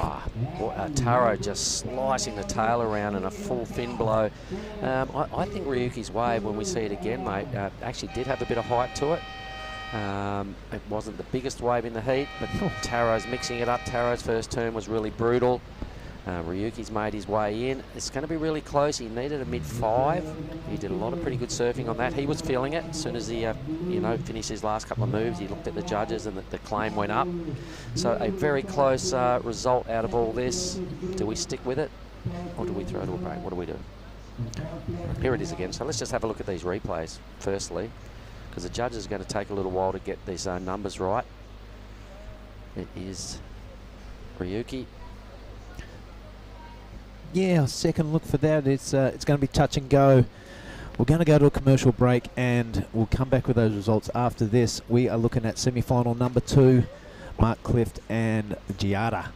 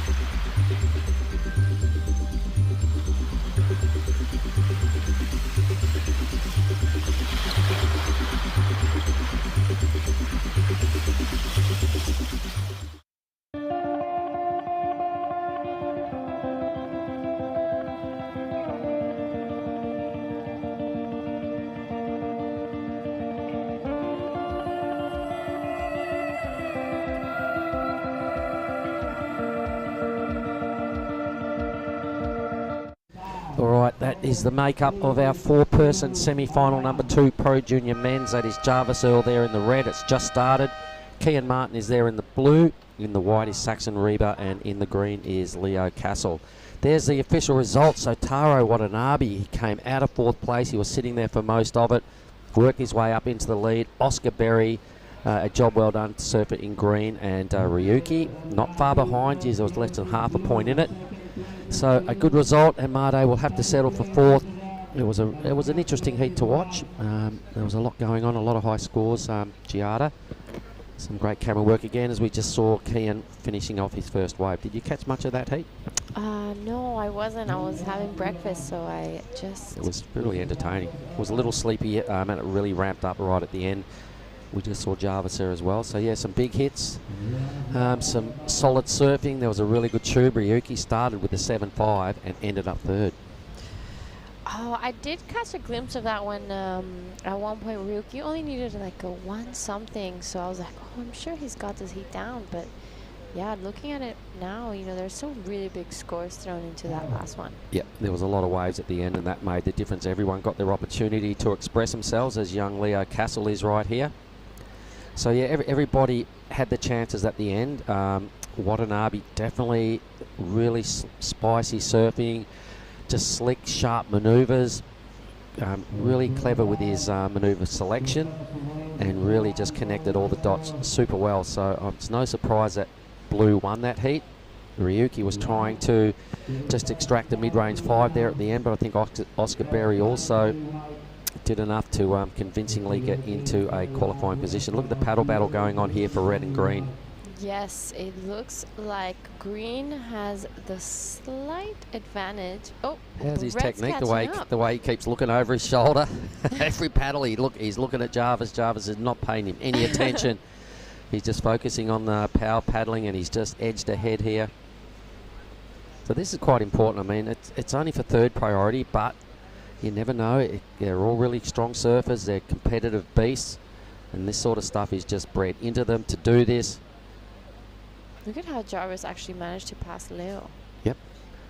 Leo's technique was interesting, but Leo gets 3rd priority, all right? So maybe because they got back at exactly the same time, the judges have gone, well, it might have come down to who rode last waves and all that sort of stuff. The decision was made to give it to Leo, though. Jarvis will probably look over his shoulder and go, okay. Scores, Leo Castle a 5.83, Kian Martin a 3.83. Jarvis wasn't much, he fell off early. And same for Saxon, not a lot going on right there, but plenty of time on the clock. 2nd semi-final for the Pro Junior Men's. Up next will be a 30-minute final for the Pro Junior Women's. Will feature 3 Japanese surfers and Kailani Johnson out of Bali.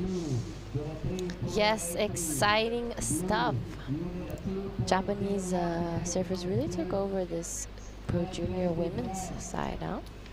And Simoniwa, who is in that final.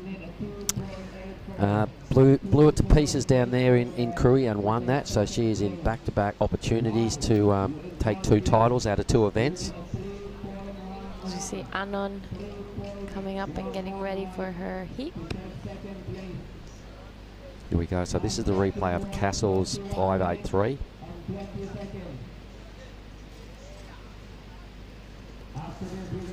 Typically strong surfing, well measured. Jarvis just a bit of a speed line for a 1-point ride.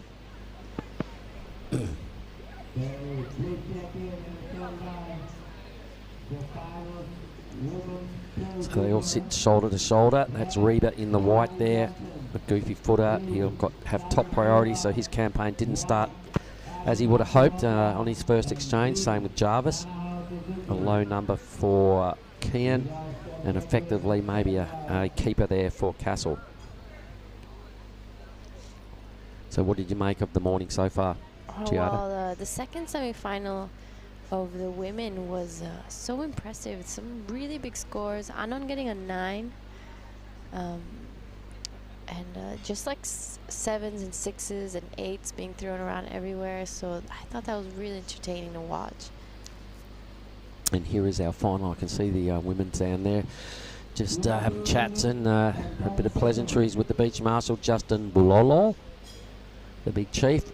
It will be Kailani Johnson in the red. It will be Simoniwa in the blue. And on Matsuoka's putting on the white rash vest right there. And in the green is going to be Nanaho Suzuki. Meanwhile, Reddy's up. This is Red Jarvis Earl on his backhand. A beautiful first and second turn. It was a smaller inside wave. I think he could have been... Oh no, he had priority. It was pretty spicy surfing, Yeah. you know. There was sharp, it was in the pocket. It was a small wave, but due to the fact that his first one didn't go down very well, we were keen checking the drone. He decided just to stay busy and get some sort of number on the board. It might turn into the second best wave of the heat.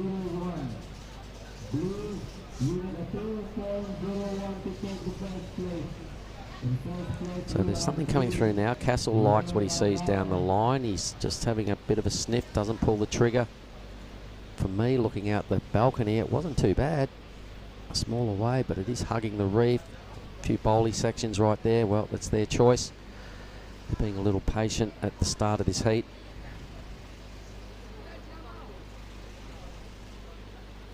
Yeah, a little bit of a slower. We're seeing that a lot. The beginning of heats are starting off quite slow, but then those last minutes are super action-packed. Yeah, that last semi definitely came to life. So there is Jarvis's score. Fits just under Castle, a 5.67, a good result. It was definitely worth him catching that. Yep. Well, a 5.67 total, so he had a 1, so it must have been a 4.67.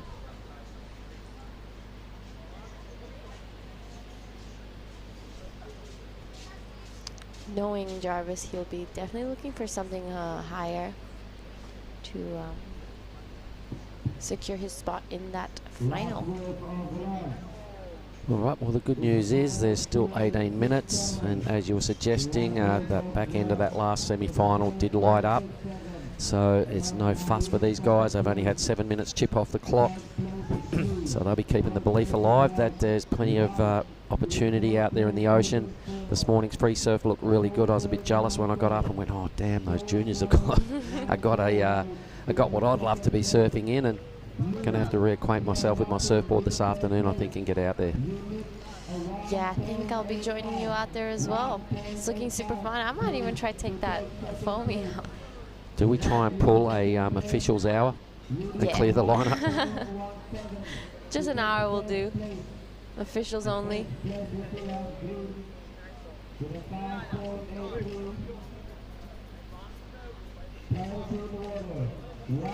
So Reba's sat there for quite a while with priority, the surfer in white. And I can see some movement out the back in the channel. I think there might be a set on the way. There is. Boys are paddling pretty hard now, so let's see. Castle's pulled the trigger on a small inside first wave of this set. Oh, really, Yep, laying it down. really effective. Let's see what happens behind this, though. There is no one on that set. What? I think the boys must have been just out of position for that one. Maybe. That was a wasted opportunity, but Castle will be pretty happy with that little failure to capitalise there for the boys. Wasn't a big wave that he rode, but once again, the Brazilian is a bit of a nugget. He's short, he's strong. This is him. Look at the size of this wave. Could be the smallest wave ridden this morning, but throwing the board up. Gets a second bonus section. Yeah, I sort of thought good effort, Leo. No advantage there because no one else even budged during that set, so wasted opportunities to the two Australians and the Kian. 4.9. Okay, so a worthy effort. Now got the two best numbers in the green column. So well done, Leo Castle. You can see the Japanese women going through their motions. One of them's warming up with some star jumps. The other one's drinking a big bottle of water. Trying to get in the groove. The first final of the day, straight after this heat. Yep, 30-minute final as well. So you can see the requirements there. They're not big. There have been no devastating numbers thrown down in this semi-final. So effectively, if we get a little flurry like the back end of that last semi-final, everybody can still catch up pretty handily. Yep, 5.83 the best number. Everything over that under 5 points.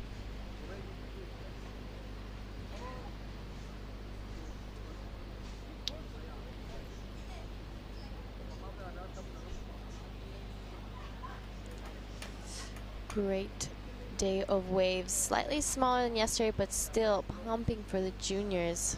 I would be so stoked on a heat like this. A little sleepy at this stage, but if you're having free surf, I imagine a lot of these smaller waves would be getting ridden. They are still quite surfable. They still look like really good fun. The boys, obviously it's their decision and they're waiting for bigger sets. The judges like to see the full set waves utilised. Maybe they watched Ryuki's performance and that tube he got, so that is also an option, and it's probably the preferred option when a good set comes. I can see Simoniwa there in the blue just psyching up with her caddy.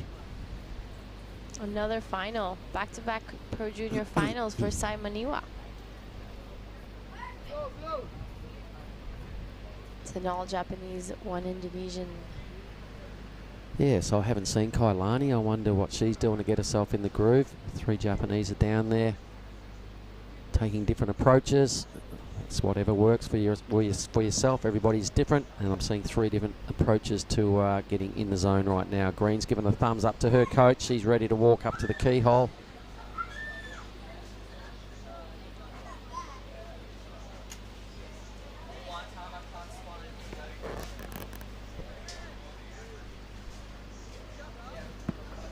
So what's your plan after this?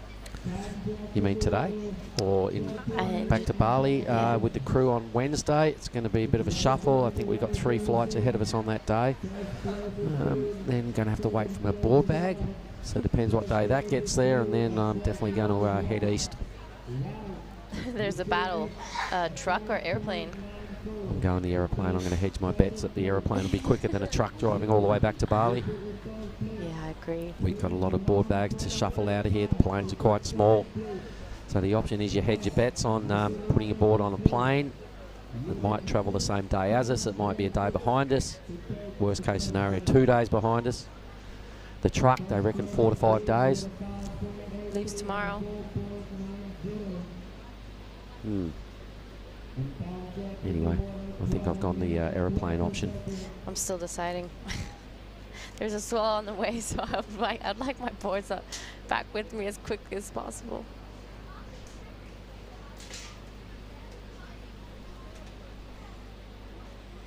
Guess we'll see. All right, so we've just ticked over halfway mark of semi-final 2. On paper, it's an epic matchup. Really strong surfers. 3 goofy footers. Kean Martin hasn't really had much of an opportunity to this point, but he does have second priority. Saxon Reba just 1 score below a point, so he'll be pretty edgy. We see Anon Matsuoka and her caddy all smiles as she goes and walks to her final. Castle hunting around on the inside again. It's worked for him so far, so another one of these small little reef huggers. Not that time, he says. No biggie when you got 4th priority.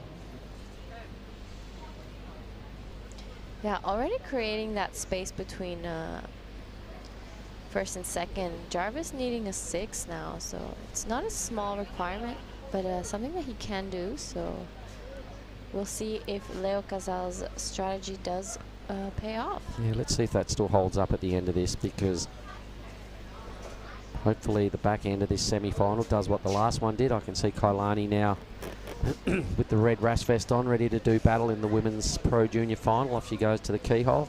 There she is. The last Indonesian standing in the Pro Junior. The tallest of them all. She was a little bummed with her effort yesterday in the quarterfinal. She surfed a great quarterfinal, but didn't get where she wanted to. So here is Reba.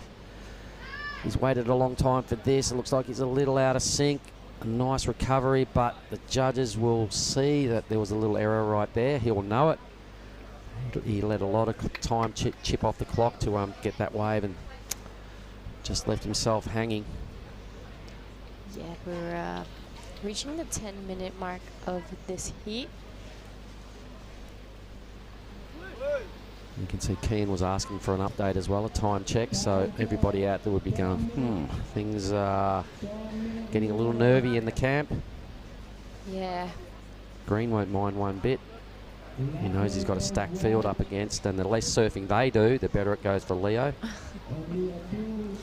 I want to see a set. I want to see this surfed out. Me too. I want to see some great surfing because these are some amazing athletes in the water right now. Each and every single one of them out there can get those big, excellent scores. So we're hoping for something to come by as we speak. A set is approaching. All right, Castle says no worries. Off you go then, Saxon. Let's see if he can do better than his last effort. That was pretty tidy. Repeats again, another big heavy hit, 2 strong moves. He'll be much more impressed with that effort. A 3.65 to get to second. I think he'll move there. Dolphin. Yeah, they've been out there all morning. Is that the first time you've noticed it? Yeah. They've been out there all morning. What? Yes. Why didn't anyone say anything? I thought you saw it. I thought it was obvious. Come on. That was insane. Anyway, here we go. So Kian is on. Oh, go Kian. This is our surfer. He pulls in, makes it out, and wraps it around to the whitewash. That would be his second wave ridden. And right behind him, Jarvis Earl. We miss his first part of the wave, but we'll see those replays. All right, so 3 numbers to drop. Kian, Jarvis, and Saxon.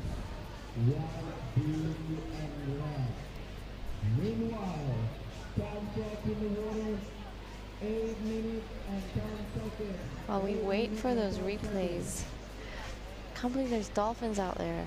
Well, they do live in the ocean. It's not that uncommon. They've been out there all morning. Giada.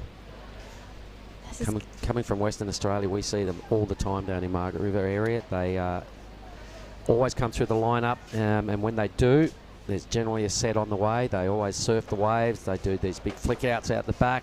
Coolest animals ever. And they, it's an everyday thing down there in the southwest of WA. These are the replays, so make up your mind, everybody. See which one you like best. Kian was a semi-finalist yesterday. Some decent surfing on that wave for Kian. Same with Saxon. 2 pretty big hits. Slightly smaller wave, but this was pretty brutal. Boom, fins out. Judges now need to make a decision and kind of try and separate the score. So this is what Jarvis did, because we missed the start of that. Yeah, it was, the dolphin again on the replay. They live in the ocean, Giada, remember that? So there we go. I think looking a little nervous was Jarvis on his wave. He was just trying to finish that thing. Here he goes again now. So let's see what he can bring this time. Get up there and really show us your stuff. Blows the fins out. The pressure is mounting. Yeah, as we're reaching those last 6 minutes, 40 seconds, we're seeing a little more motion out there, which is great. We see a set with priority with Leo, as he does manage to get this bomb. Let's see what he does. First, backhand hack and straight into the second one in the pocket. Throws buckets of water, and he's liking how that felt. Yeah, for sure. Somebody's Kian, in the... Does he make it out? He's still there. He's still in there, and he makes it out. That is why he was in the semifinals yesterday at the QS 5000. Great surfing from Kian Martin. Yep, this will be really interesting now. He was in 4th place. Won't be much longer. That's, for me, the best wave of this semi-final. You can see the drone footage again, Ryan. Thank you very much. He maximised his tube time then, Kian. He bit of pie in the oven there, dragging his arm. Here's the replay. Completely disappears. I wasn't even sure if he was still in there until we saw the drone. Comes out and straight into this beautiful turn. That is definitely the best wave of the heat. And while we were watching that replay, I had an eye over the balcony. There's 2 absolute screamers that just went through as well, very similar to Kian's. I think a wave behind Kian's might have even been better. We're speculating. It was pretty sick. The waves are out there. Things are starting to really ramp up here in the back end of semi-final number 2. Stand by for some big numbers. See Kian's dad right in front of us. He's feeling really good about that last score. Looks a little nervous. Well, I don't think he needs to be. The judges have been hanging the big scores on the tube ride all event. Hopefully we can, I'd love to see the camera angle again at Kian's tube, because the drone footage, the drone angle is just epic. He was well slotted. It looks like something out of yesterday.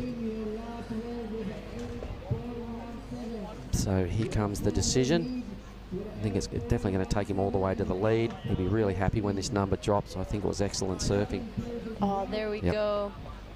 9 even, so really well scored. Kian will be totally chuffed with that result. His old man, no wonder his dad's on the beach, just no nerves now. He was all smiles. He's going, yeah, me boy's in the groove. That was sick. 9 points. His dad's hands went up. He's excited. Yep, look at him pacing around down there. Relax. Relax, David. Your boy's killing it. Look at him. He can't stand still. He's doing laps out in front on the boardwalk. He's not sure what to do next, who to talk to next. He's pacing around. He's like, look at him. Yep, his thumbs up to a couple other people. So let's have a little look at what's gone on. An 8.17 for Castle. Big wave, big surfing. Matched up with a 5.83 is leading Kian Martin with a 9 and a 4.57. The requirements for Reba, who got a 6.43 for those 2 big hits. He now needs a 7.15. And chipping away down there, Jarvis finds himself in 4th position. I'm not sure whether there is a number still to come, but at this stage chasing just under 9 points. He's getting a little snookered here. 3 minutes to go. All important priority sits with Castle. He's surfed a smart heat. Here he goes. This is a replay of Leo on his backhand. First hit and straight to the second in the pocket. I loved that second turn. It was impeccable timing from our Brazilian surfer. We have seen him do that in Krui as well, over here in Nias. So the situation is looking really good for both Leo and Kian. First and second priority, as well as in the first and second spot. Yep, a really good position to be. Both packing some pretty big numbers, well and truly in the excellent range. But there was 2 extra waves that went unsurfed in that set. I was watching out the back, and for the people online, there were some big nuggets. There were some other opportunities there, but the boys that pulled the trigger early on in that set may wish they had just hung around a little bit longer. Looks like there's more movement out the back. I can see the caddies disappearing as they're paddling around. So here we go. It's Castle again staying busy.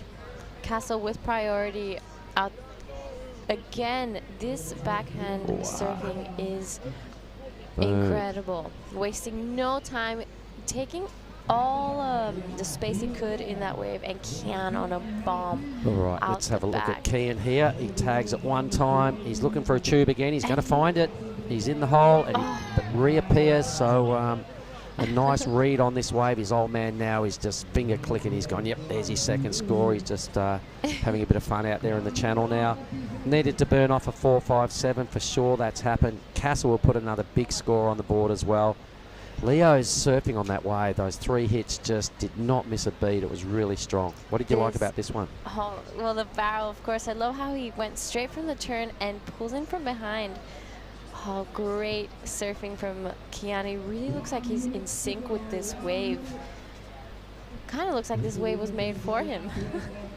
But this is what I like. This will be a huge score, because you have a look how quick all these 3 turns happened, and they're all really brutal. There were no flicking. It was just bang, solid attack on the lip. The judges will buy into that for sure. So I think Castle is going to maintain a strong lead, a 7.6. Kian's number yet to drop. So he only needs a 6.77. He might actually go to the lead here. I think so too. Only 35 seconds left. It's great to see both these surfers staying together, and now both passing the heat. Well, so there's Kian paddling back out. We can see him just cruising. He knows he did a good job. He's probably still trying to listen to the number. It drops in at a 6.33, a little short of the mark. So the Brazilian in green, he high-fives Kian on the way past.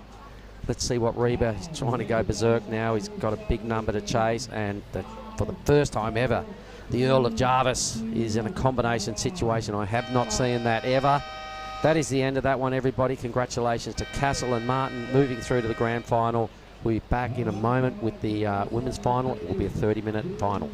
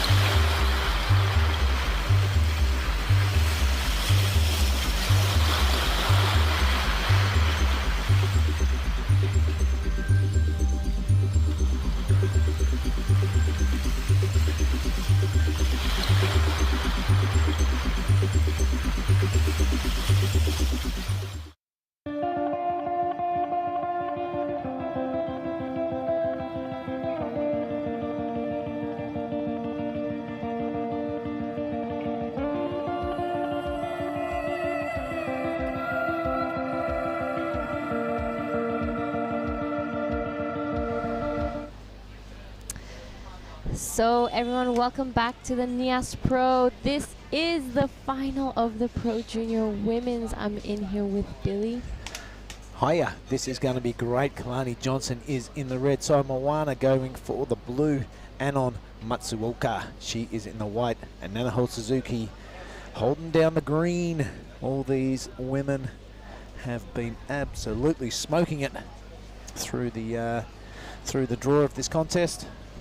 Can't wait to see they got offer in this final. Of course, a 4-surfer final, being the Pro Junior division. Yes, it's an all Japanese, one Indonesian final. All these ladies have been killing it all week. We see high fives going down at the beach as everyone. Yeah, tell me the result of that last heat. Who got in, who got out? So we had Leo Casal taking the win, and in second, Kian Martin. Even though Kian Martin did get the best wave on that heat, a 9. A beautiful barrel, showing exactly why he was in the semi-final yesterday at the QS 5000. But we'll be excited to see what these ladies do. 30-minute heat, so it's plenty of time. We see all the boys there. Kian and Davi. They're all pumped, looking at the replays. Where can we improve? What would do we right? Let's get that going. We've got half an hour until they're back out there. So maybe a quick wash off. As it looks like some sets are approaching. All right, let's get this final underway. Giada, nil priority at the moment, and no one wants a bit of that. They're all a little too deep on the reef. That thing rifling through. Look at it in the flesh there. It's a beautiful looking wave. And there's no shortage of them, and somebody is going to go on this. It's Green Suzuki on the inside. Oh. Passes a nose up at it, so a bit of cat and mouse to start this final off. Huey keeps providing, though. This could be a 4-wave set, and no one's got a wave yet. Yeah, the girls a little too deep on those last ones, but it looks like blue. On the first one, Saima Niwa hits that first section straight into the second one. Oh, yeah. Oh, this was the winner of our last Pro Junior in Krui. Yeah, we see her pull off, and out the back is Kalani Johnson, the lone Indonesian surfer. Getting her backhand going, a little bit of a shower. I don't know how she got back up on the board there. I'm sure she'd fallen off. But Red getting amongst it, and now White. This is White Anon Matsuoka. Getting a 9, and this is in her last heat. This is exactly why. 2 great hits and finishing off with a third one. And that's officially the start of our final. Yeah, bringing on 30 minutes of it. Nanaho sitting by herself as this wave comes by, a gift from the ocean. Talk us through, Billy. Yep, looking good on the forehand. That's a nice aggressive bottom turn. A top turn to match. This thing rifling down the reef now and absolutely belts that second section. Fantastic drone work from Ryan. I'm loving the images coming out of this whole contest all week. It's been a great time sitting here calling it with you. And wow, this final has just come alight. Still got just under 25 minutes as well. I hope you're enjoying the broadcast wherever you're watching it around the world. Ooh, it's a good time in Nias. Yes, great time to be alive. This is Kai. Yeah, a bit of a check turn and then she gets under that shower. How did she do that? Inspired by Paige Harrop from yesterday. This is Nanaho. We saw the drone, now we're seeing it from the land. One first turn and straight into the second. Great surfing from our surfer in green.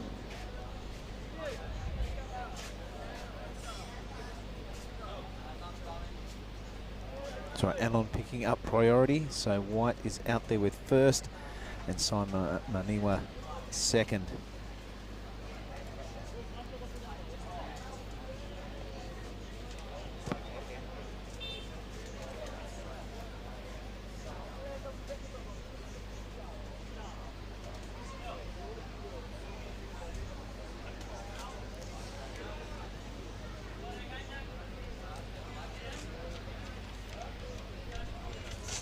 Beautiful day here in Nias.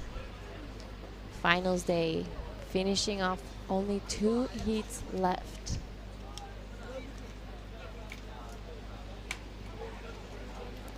Yeah, this one and one more. 2 finals. We wrap it up.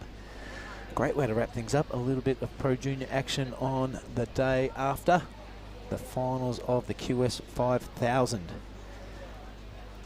Real exciting times in Indonesian pro surfing right now. 2 back-to-back 5,000 QEs.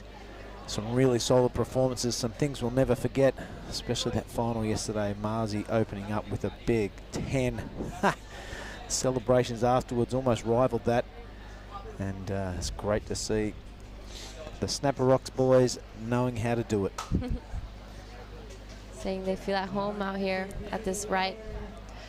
So there we have it, the first wave of White. Anon Matsuoka, an 8-point ride. That's the way to open up, isn't it? Oh, that is how you want to start your final.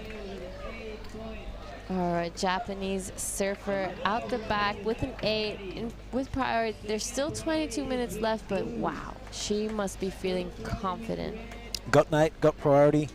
Got the rest of the field quaking in their boots. Suzuki now picking up a 5.50. Waiting for scores for Johnson and Maniwa.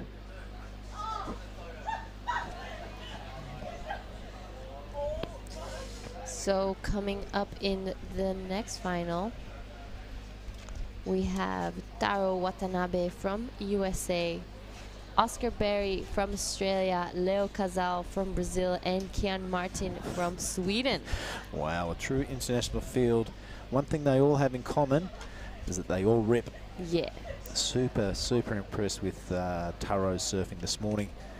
Real point of difference when you see him take off. I was mentioning before, he's got a little nitro button on his surfboard. He goes from cruise mode to full speed in a split second.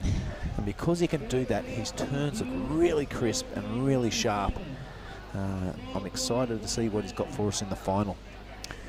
But that is then, this is now, and it is Johnson opening up with a 2.73. She'll know she's got more in the tank than that. Maniwa a 4.17, but it is Anon right up top there. Matsuoka with that 8.00 and priority. So advantage to White.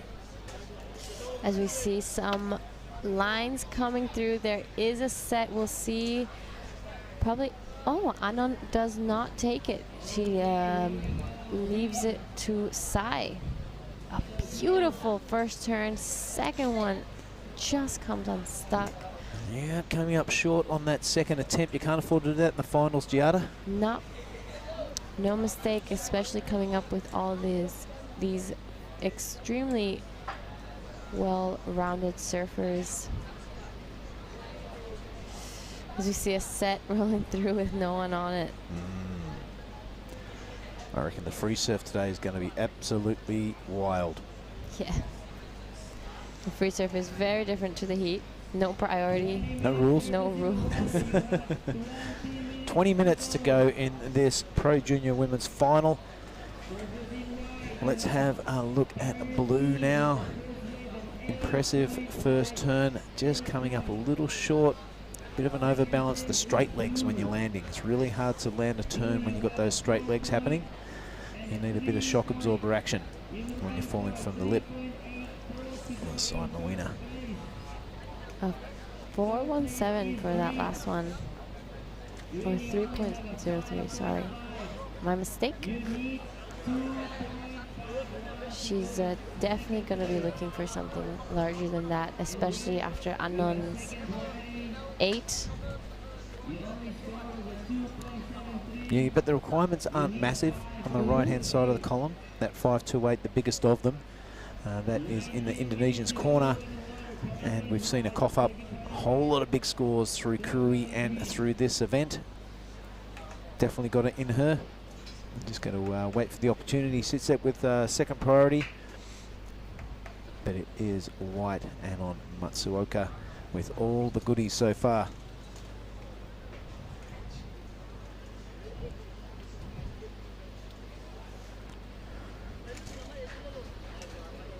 I think for the final time, we're going to thank all of our supporters. And it is from the heart. Without these people, we could not put this event on. The South Nias District Government, thank you for your support. The Ministry of Tourism and Creative Economy, they have been around the competition site. They're absolute rock stars, and we thank them for their support. PT Telkom Indonesia, providing the internet that is bringing these images to you around the world. The Nias board riders, thank you for your support. You've been absolutely terrific, helping out where you can. PSOI, they are the governing body for pro surfing throughout Indonesia. The Asian Surfing Cooperative, thank you for all your endless work to bring these events together. The WSL, thanks for teaming up with the above mentioned people, and without your support, these QS 5000s would not be possible. The Soreke local people, so the locals at this beach, been super cool, been super supportive, and adjusting their program so we get the best surfers out there in the best conditions. Earth Island, we really thank them for their support. They're a cool company, and of course, one last time, the big one, Bir Singaraja. The biggest sponsor of beers that we have here. This is Nanaho Suzuki on her forehand. 2 hits, she wastes no time and pulls off. Yep, that was a quick attacking wave. Look for a 2.51. Pretty sure she's got that.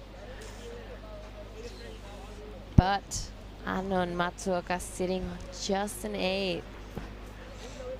Well, yeah, we saw kind of Ryuki fall into that trap in his semi.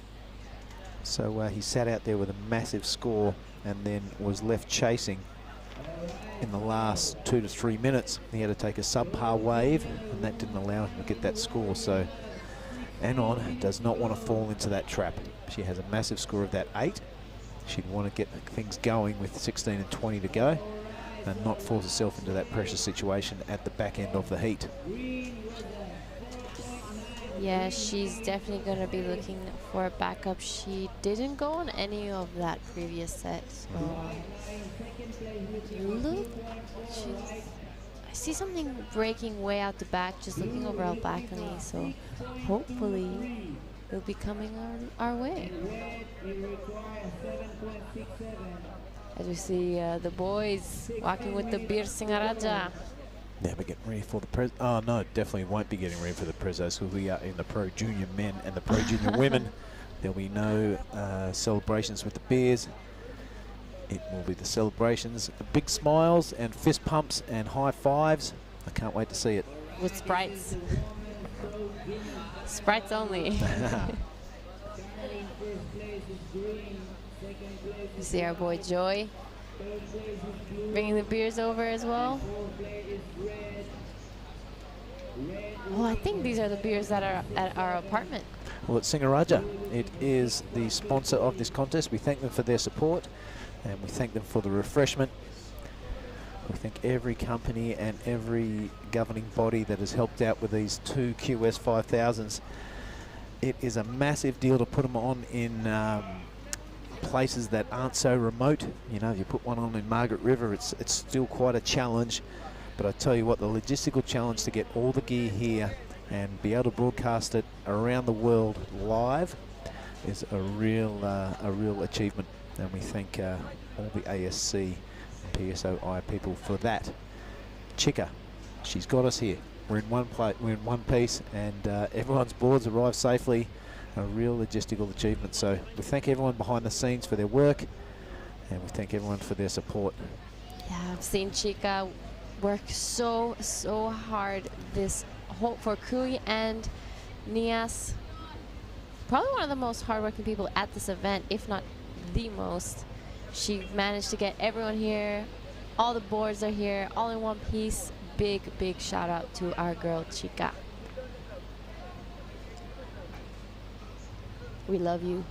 I tell you who does love her, every surfer, because she's in charge of the prize money. Yeah. I mean, getting it out in good fashion.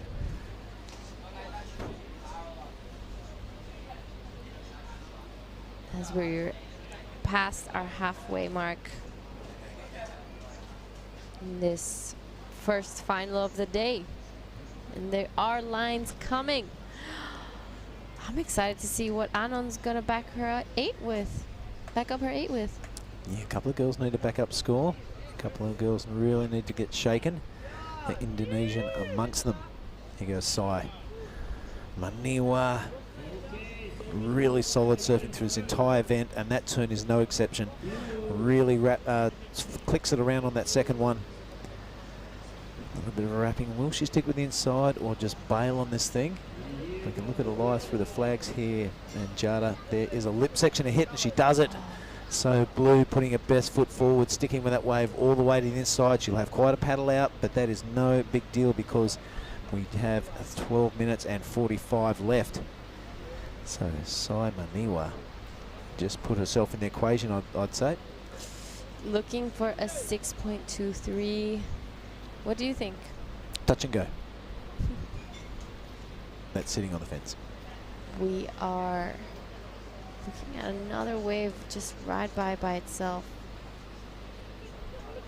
All right, it is Anon still sitting out with priority and 1 score. We're well past the halfway mark in this final. Kalani Johnson putting the heat on her. If she doesn't take it, I'm pretty sure Red will. Yep, she does. She's on the kick.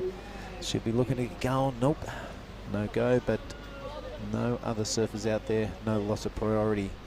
Might as well put your nose over the edge. A little worried. I'm not letting a lot of good waves go by. And look at that. Yep. Her opponent's rattling up the score. The requirement is just a 3. But it will be Sai and Manoho looking to make that requirement a whole lot larger in the last 11 and 35. I just saw something break out indicators. Hopefully that would indicate that there's something coming.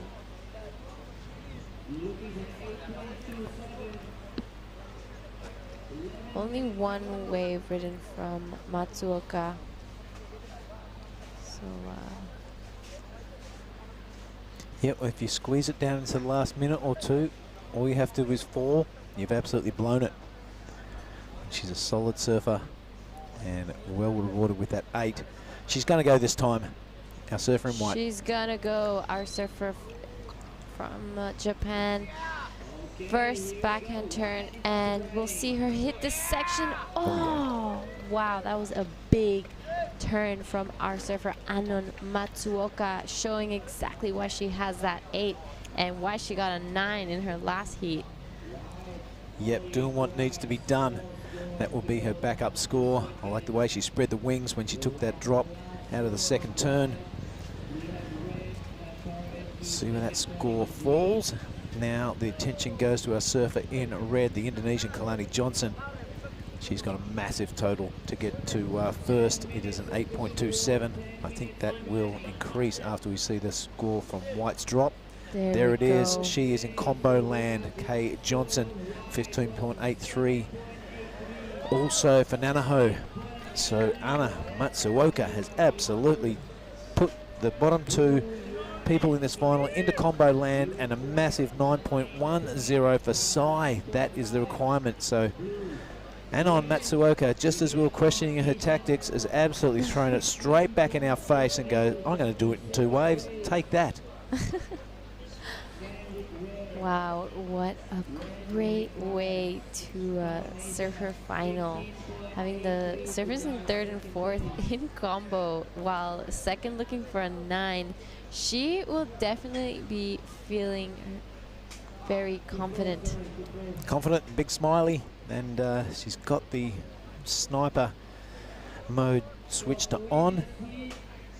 She's got to get out there now and take it easy, really. Fourth in priority.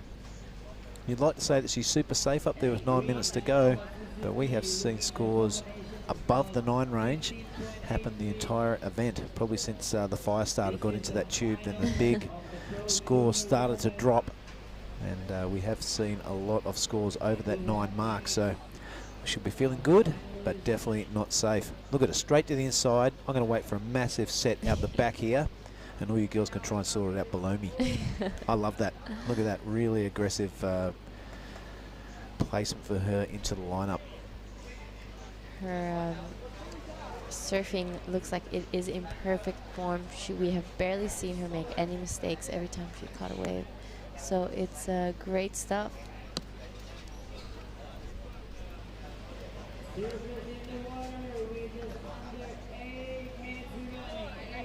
Have a look at this. She's putting the gas torch onto the entire field. She's got a massive lead, prowling around the lineup like, if you girls don't take it, I'm going to take it, and put that requirement into even a larger number bracket. We'll see if there are any takers. No. Let's let this one go. 7 minutes 45 left.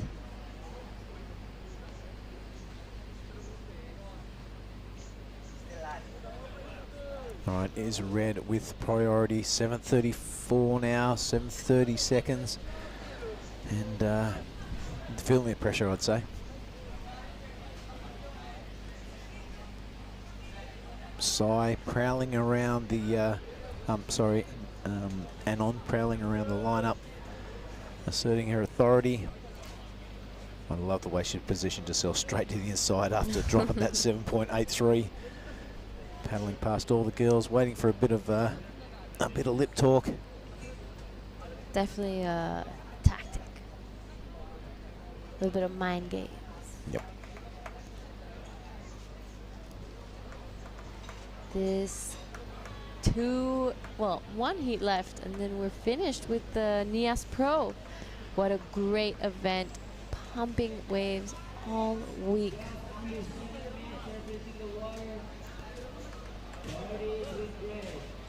Yeah, it's not often that you get to work at an event with a venue like this and waves like that.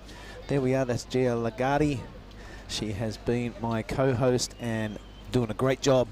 Thank you. And here, well done. I'm sure everyone's looking forward to get the post-heat interviews from you. Big smiles from the men, and you've worked it beautifully. Thank you so much. I've had the best time at this event. Hopefully, I'm hoping it will happen again next year. So we'll see what goes down. That's right. Yep. Well, I hope this continues, this QS 5000 chain. You've done a great job, and you've also ripped in your heats. Thank you. A real good run through yesterday and today. So keep an eye out for this young lady. She's in the Italian team. Is that correct? Yes. Yeah, that's right. And big future ahead of her. Also, thank you for your work for this last couple of events. Well done.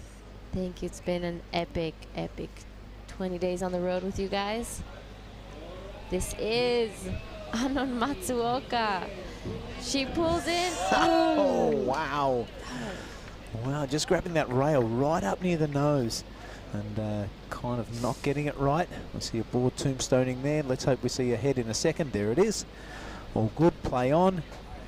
She will be feeling the effects of that barrel, but I don't think it'll bother her too much because she is way out in the lead there. A 9, the closest opponent needs. Simoniwa, she has third priority. That is sitting well into Anon's court. It is Kay Johnson sitting left priority for a long time. She's only got one wave, believe it or not. Absolutely dominating in the semi-final. And just coming up short in the final. We just passed our 5-minute mark. Girls must be starting to feel that pressure, especially still in combo. Nanaho Tsuzuki and Kai Johnson.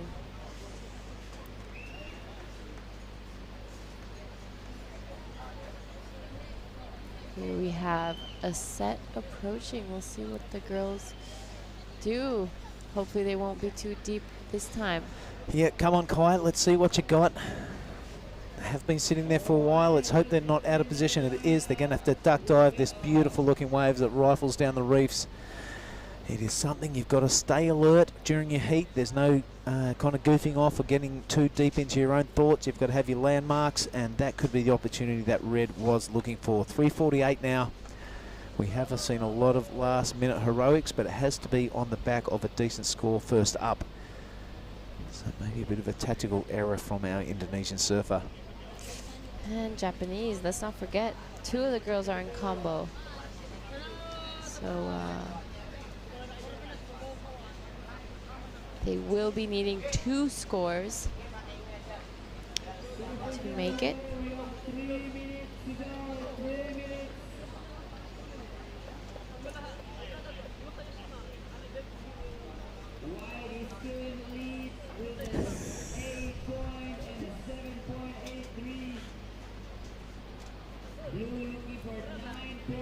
Three minutes left as we're about to finish off our first final. Our first final of the Pro Junior Women. Giada, you are spot on there, and there's Nanaho Suzuki. She needs a combination of waves, 2:45 to go. I don't think that's going to happen. The only one within striking distance sits with second priority is Asai Maniwa. She needs a massive total though, and this is KJ. She's paddling for it. She's not getting it. It really hasn't been her heat. Neither has it been Nanaho's. It's strange the way pro surfing works sometimes, but those women can hold their head up high. They've had a great event and impressed us with their surfing. Here we see. No, just not getting it. It's not happening, is it? It's not. Everyone's just gone all over the place. Yep. Meanwhile, Sai, 2 minutes to go. This could be the only chance she's got. She lets it go through. We see signing off in style underneath the curtain, but just getting mushed by that white water. Out the back now, Anon. She is going to sign off the whole event here with a victory in the Pro Junior Women's. A couple of beautiful looking backhand turns. There is a massive point of difference between this woman, this junior woman, and the rest of the field in this final. Yeah, 1 minute 30. She will not give it up just then. She's going to paddle back out. Put that pressure on. Why not? Be the assassin the entire way. This wave looks great. I'm sure priority slipped into her column, but it doesn't matter because she's absolutely belting that into submission.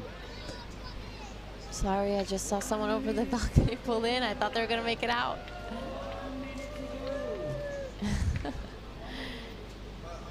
Oh, it was Kailani. She looked for the barrel, but just got clipped at the end there.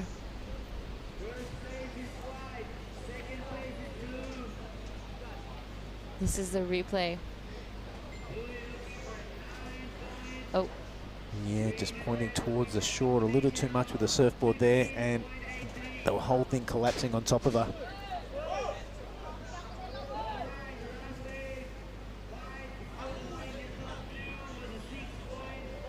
The last 30 seconds. So Anon Matsuoka.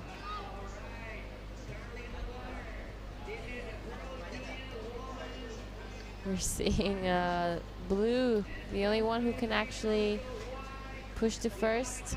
Doesn't look like there's anything on the horizon. Nothing on the horizon, and a massive requirement anyhow. It is Anon Matsuoka who's had on an absolutely dominating display in the Pro Junior Women's Final. She will walk away with all the chocolates and all the credit. Anon Matsuoka putting on an absolute clinic in the Pro Junior Women's Final. We're going to cut to a short ad break. I'm going to thank you for your job, Giada Legati. It's been an absolute pleasure. We'll be back for the men's final right after this break.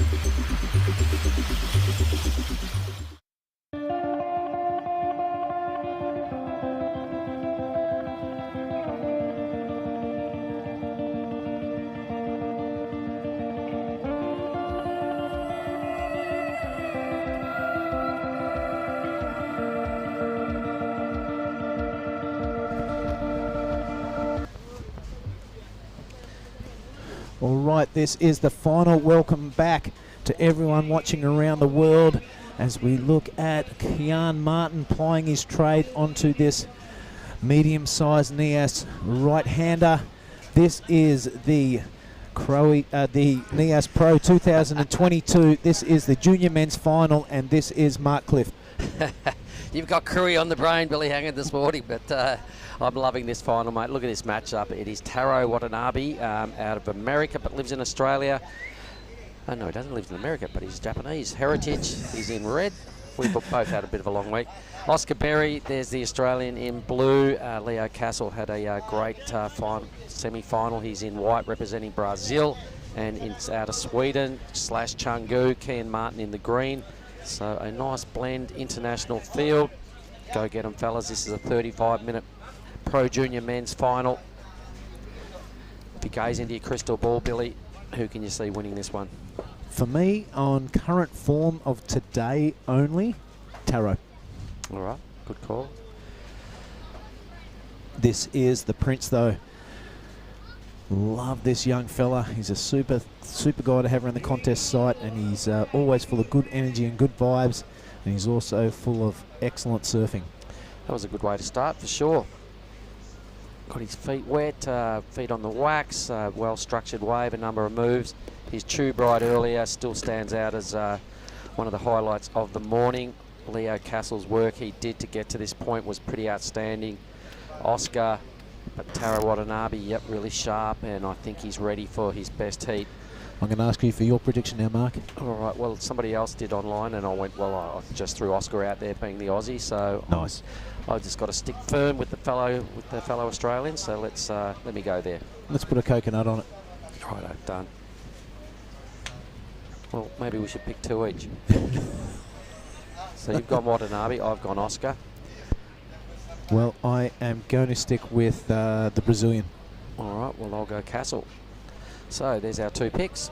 I'll have to, he's the fourth one left. Castle's the Brazilian. Yeah. And here he goes upside down. Stabs it through the lip there. He's really aggressive. No wonder he is my second pick. Hang on. My second pick. You went, didn't you go Kian? Oh, you went the Brazilian. Okay, all right. I thought you were talking about Kian, sorry. No, he's from Sweden. I've got Kian. All right, so I've got Kian. Okay, Oscar and Kian. You've got Watanabe and Castle. I just thought you were going with Kean with Well, that call. But it's been a long week, mate. this is a great way to kick off his campaign, right where he finished in the semis, doing some monster hits. Really good work.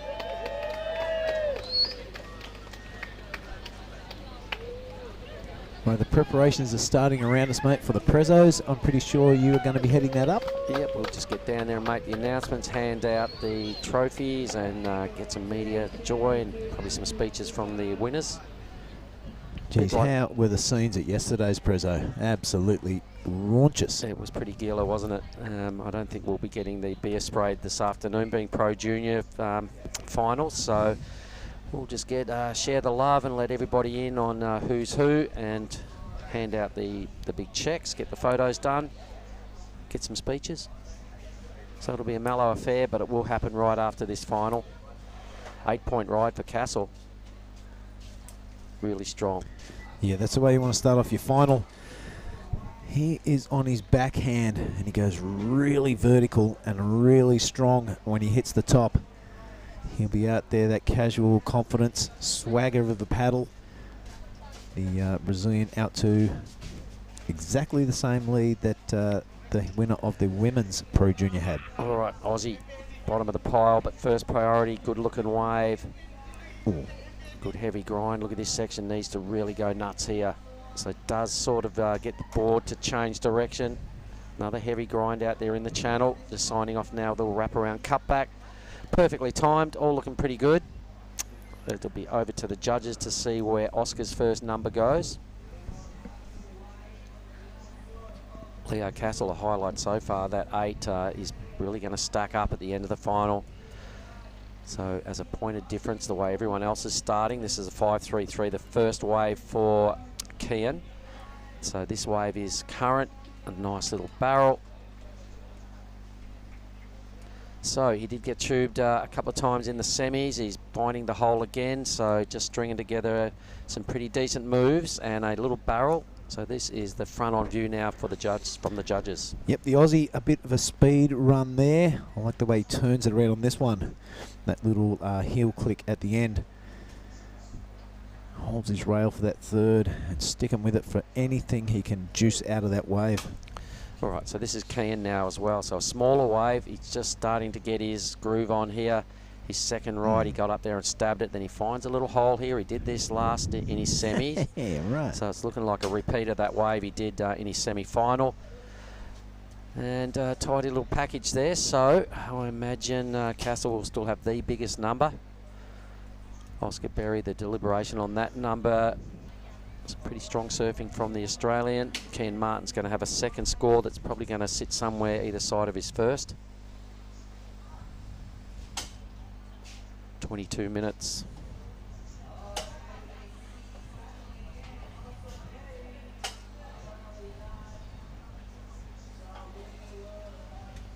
On the hunt now with priority. So Taro Watanabe, this guy, when he gets it right, mate, he looks $1 million. Is he going into the tube? Of course he is. Yeah. Well, that is always impressive. And again, Ryan right on cue, looking straight in at him for your viewing pleasure. What happened there? A little bit of a fumble, but a completion. Just took a little while to convince that he completed that. Here we go now at the back. Yeah, it looks like Leo on his backhand. He totally gets funneled straight off the takeoff. The judges like that sort of thing. A heavy looking cutback to follow that up, and a nice snap in the pocket. Is the Brazilian looking strong and confident here in the Pro Junior men's final. 21 and 40 to go. Wow, that was a good backup mark. It was. That'll be, you know, definitely give the others something to think about now with that real strong 8, a pretty decent backup score to drop. So he's got the boys on the ropes here. They're all playing catch up. That was a good tube though from Red. So Taro. Oh, that this is cool. Just got a little bit stuck here, but it doesn't matter. He did complete it. The tubes are what sort of counts here at Lagundri Bay, and Castle straight into one himself. Yeah, totally pig-dogging it. That right hand in the face of the wave. I like this strong carve. And he stays focused and gets this second hit away. A little bit of a wobble on top, but that could be the difference, mate.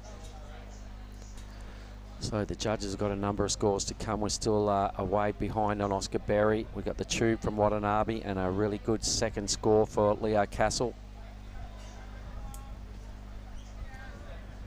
Kian's got a second wave, so they're all starting to get some runs on the board. We'll have a much clearer picture of the leaderboard once these numbers drop. Everybody's starting to get their groove on. Oscar will be in 4th place because he's the only surfer with 1 wave. But Blue picks up top priority. So the judges taking their time with this. It could be a real turning point of this final. There's some decent scores to think about. Where does Castle's backup number go? Where does the great tube rider Taros go? Kian got a little cover up and a couple of hits. And a score for Oscar. Oscar lobbed a 6. Righto. Kian Martin more of the same in the 5s by the look of it. Maybe a 6. I think his wave would be probably a 6. It's going to be interesting in the white column. Yep. Let's see what sits alongside the 8. And Watanabe as well. Clean, good tube, precise cutback. Little bobble coming out of the cuddy. But it was a good barrel. All right, hope you're enjoying it online, everybody. Day 6 of our waiting period here at Lagundri Bay, Saraki Beach. We are just about done with another epic event, and yesterday and the weekend was just all time. The amount of hits we were getting, there was some big numbers watching online. So I hope you crew have hung around here this morning to pay some pro juniors a bit of respect, because it is a classy field. And look at these numbers, Billy. Yep, respect is what you've got to give for that backup, a 6.67 from Leo Casal. Kian Martin now well in the hunt. He only needs that 8.50 to snatch that first place. His best wave, a 6.13, all the way down. I love that 7.13 for Taro. He is looking dangerous. He wants to get that one and throw it in the bin. Oscar Berry also staying busy. This is Taro now. All right, so just banking a 7.13, the second best number of this final. Oh, he goes crazy and really spins the wheels, but he's hung up in the white stuff and he will not recover. So you can see now that he's just gone, okay, it's time to really get serious and start stomping something. He took a major risk, didn't pay off, but I like his approach. You've got to go for it.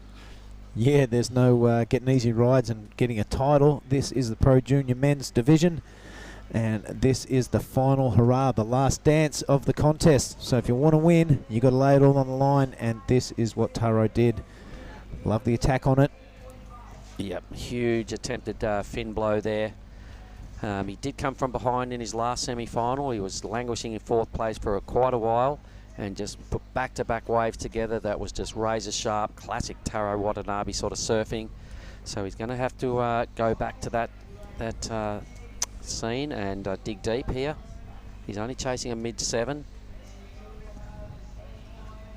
Some bigger requirements for Kian and Oscar. So your two chargers are well positioned right now. The fact that we're having a little sideline wager with the coconut. It is looking good. Castle there opening a blockbuster performance, 8-point ride, heavy hits on his backhand. Jeez, it's been a good story, isn't it? We first came across him at the airport trying to make his way down to Crewe. He is solo. He's only 17 years old. He had a big couple of bags of surfboards. He had no idea how to get down there, and just directed him, get in that car, we're taking your boards and don't worry about it. So he kind of took a leap of faith. He'd never met us before. Got to know him down at Crewe. He's a good young lad, and he's absolutely got his game on here at the final at Nias. He was probably a little nervous on the drive down to Crewe, going, did those guys just steal my boards? Don't know, from a bar of soap, are they even going to the contest? We saw him down there and he's got, where's my board bag? We said, oh, I don't know, didn't the car drop it at your place? I don't know, they're here somewhere, you'll find them. And he did, and he's put them to good use.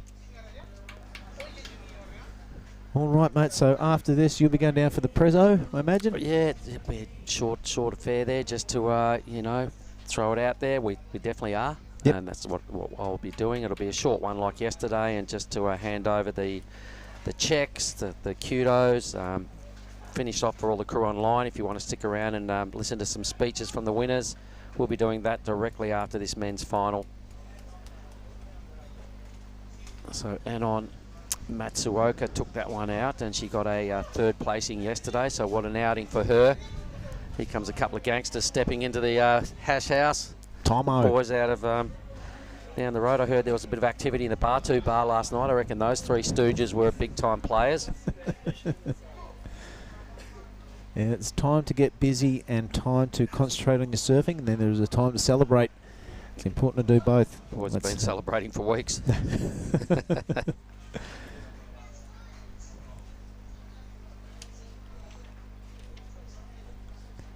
All right, 15.5 to go now. Clicking down towards the halfway mark. And it's the Brazilian out to a strong lead. 8.50 the requirement for the kid from Chengdu.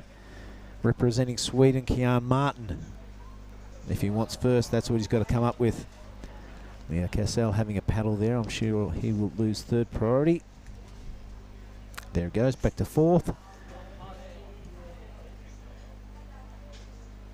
All right, what does my charger need to do? Oscar chasing an 8.67. Kian, the other one in my corner, an 8.5. Whoa. Some hefty numbers there. They can do it. Come on, fellas. Right, third in priority. Here is the electric surfing of Taro. Really shoves it up there high. Look how fast he can go in a split second. It's really impressive stuff. Follows the wave perfectly. Oh my Pulls goodness. it off that time. He's backwards. He's got no fins. Of course he completed it. Bit of a gangster look over the shoulder. He's loving it. Well, he tried a massive fin blow last wave. It didn't pay off. He's gone, I'm still just going to keep swinging. He did. He's pulled off a monstrous big air rev and just about lost it, and he hung in there for some time looking over his shoulder and spun the board back around for a completion. And a lot of people in the restaurant here just saw that and went, the lounge jockeys were well impressed. Yeah, it is. It looks like young Philip Duke out there doing the caddy duties for, for our surfer in red. He'll be loving life as well. Have a look at this speed increase just from that. Yeah, all right, so a nice pump. A good speed line hit right there, so the connection was done early. He's invested in this. He threw the tail a mile and he hung around there. He didn't throw it into reverse. It might have been easier to do that, but it was a huge tail blow, Billy. He blew the back right out. The tail was super high. It landed mid-face, so it was a full moment of no connection to the wave, just spinning around on the nose of his surfboard. It could have gone either way, but he hung tight.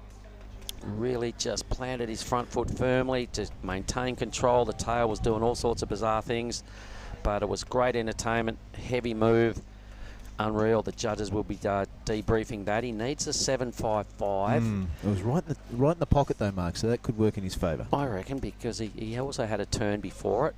They might have deemed maybe some loss of control when we flashing back the other day to something Bronson did. Yep. But it was really high risk. Nobody else has taken this chance. A point of difference. He's already been well barreled in this final. Here it comes again, folks. You watch how far the tail drifts here. Thanks for the slow-mo, fellas. Oh, that was huge. I reckon. 1 foot on the board. I reckon right now, mate, having a look at that again, I think he goes there. Oh, yeah. You know, surely that's excellent surfing. 7.93, close to excellent, but he gets the requirement. Matey was chasing a mid-7. So yep, on the review, you could just see the commitment and the degree of difficulty, all the things that are in part of the criteria. So, what a turnaround. Castle now needs to respond with a 7.06. The boys in my corner, Green needs a high 8 and a low 9 needed for Oscar Berry, but he's only got one wave.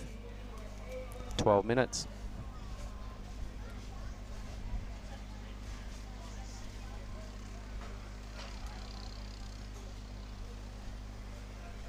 Castle.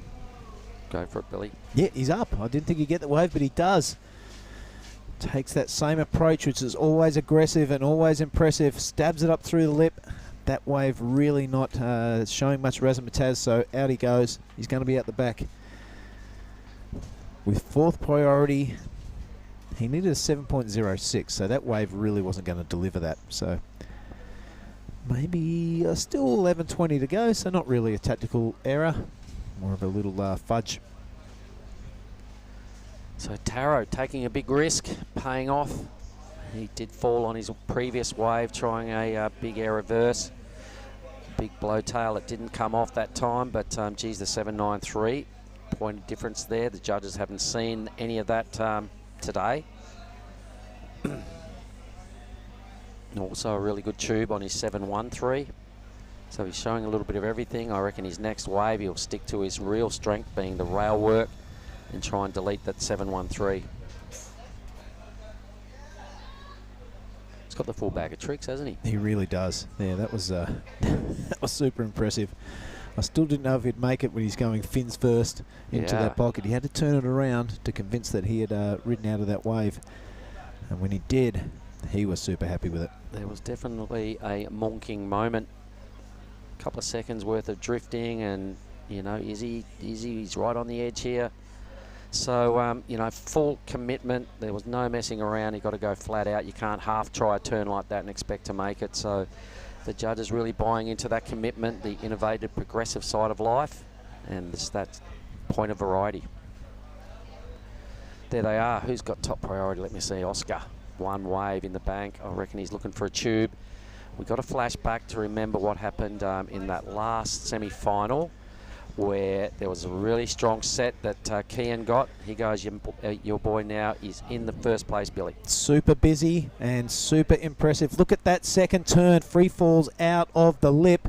This is under priority, mind you, Mark. He is electric and he is on fire. Yep. Watanabe. Super strong surfing, always sharp, always precise. And there is another part of his strength, his rail work. Has been undeniable all week. He's been well tubed in this final. He's done a monster air. The kid has got the full package. This is really great. Yep, super impressive. Straight into attack mode there. That first turn was even better. The second one, and just snaps that little pocket of the third. He's really got a good read on the wave. A lot of people are struggling to get turns away in that shoulder section, but Taro, absolutely no problem. And it's all done at super high speed. There's no cruising. Everything from the moment he stands up, he's just done flat out. So he's you know, got the speed, power, flow. He's thrown us the variety. He's got well barreled. He's really thrown his hat in the mix here, and you can sense just how much he wants this. Unreal. So you were saying Gerlach's his coach, a 783 drops for that. Loving it. So a 0.7 upgrade to the total, which means a couple of hefty nines needed now from green and blue. Castle's requirement is almost at 8 points. Catch me if you can, says Watanabe. I'm pretty sure he had fourth priority. Yeah, Like the boys just all let him go. Give me something and I'll absolutely decimate it, and you'll be in bigger trouble.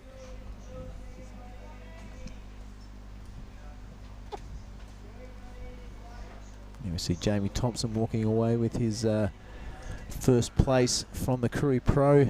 Big oversized novelty check. He's had a good campaign. Yeah, he's been loving life, mate, lording around, slapping the work he did down at Lavina around the pool most afternoons, having a bit of a chat and a bit of a sip, and then here since he's been in Nias, just rolling with a heavy little gang of Aussies and doing their work down there at the Batu Bar and up at Raphael's. They've been on a tear. So, 720. A monstrous lead right now for Taro Watanabe. Remember that name, folks. There's a lot to like out of what we've seen from him this week at Nias.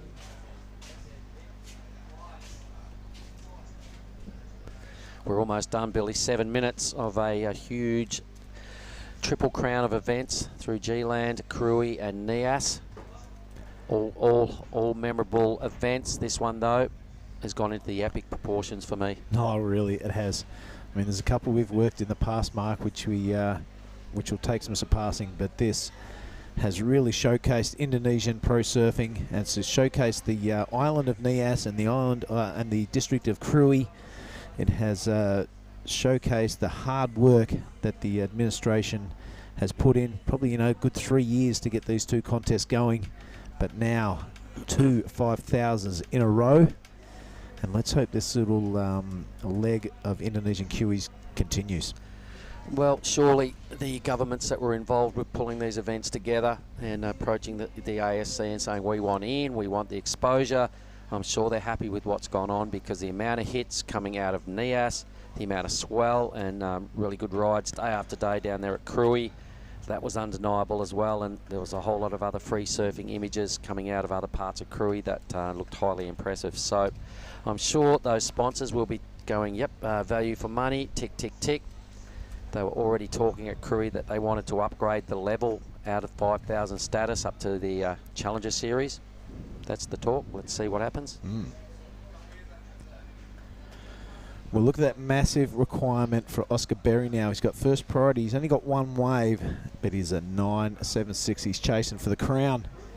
Kean Martin, 9.59. So big requirements from third and fourth. Leo Casal, pretty much the only one within striking distance. 5:15 left on the clock. The Brazilian needs a 7.76, but it is Taro straight out in the lead, 7.93 and a 7.83. What a way to finish off a great campaign. Well, he's a bit of a quiet achiever. He's, you know, most heats he's just sort of doing his little come from behind, and he's definitely done it again. His belief is rock solid. He definitely can dig himself out of a hole at any point, and he's just proving his variety and his versatility here. Really good stuff, and worthy position to be leading right now. Remember some of these names, everybody online, because they are pro juniors, but mark my words, they surf like full-blown adults and really rip and do it well. So all these four guys, I'm taking my hats off to, even if you end up fourth or third or wherever out of this. Remember these names. These are future stars for sure. They will definitely, I reckon, all have a spot on the Challenger Series at some point. And once you get there, the Championship Tour is well within striking distance. So it's unearthed a lot of talent through the last couple of weeks, buddy. Yeah, you bet, and that's what it is all about. Tippy Jugrick reminded me that's why they put in all the effort. It's a clear pathway now for a kid sitting around Bali who's got aspirations to be a pro surfer. How do I do it? You go in the QE 5000. That might get enough points to go into the Challenger Series and maybe one day onto the CT. But dreams beckon, and this is the way to chase them now. Yep, so they've broken it down to 7 regions worldwide to chase your qualifying points to become a challenger on the Challenger Series. Every country, every region has been allocated X amount of spots to move onto the Challenger Series. So that's how you do it. Here is Castle, third priority, and he gets this little wave, Billy. Yeah, on his backhand, he's going to have to go big. He's looking for a 7.76. If it came out of that tube, it would have done it, but almost mission impossible. So you can see why the other guys decided to let that wave go. It ran off pretty fast.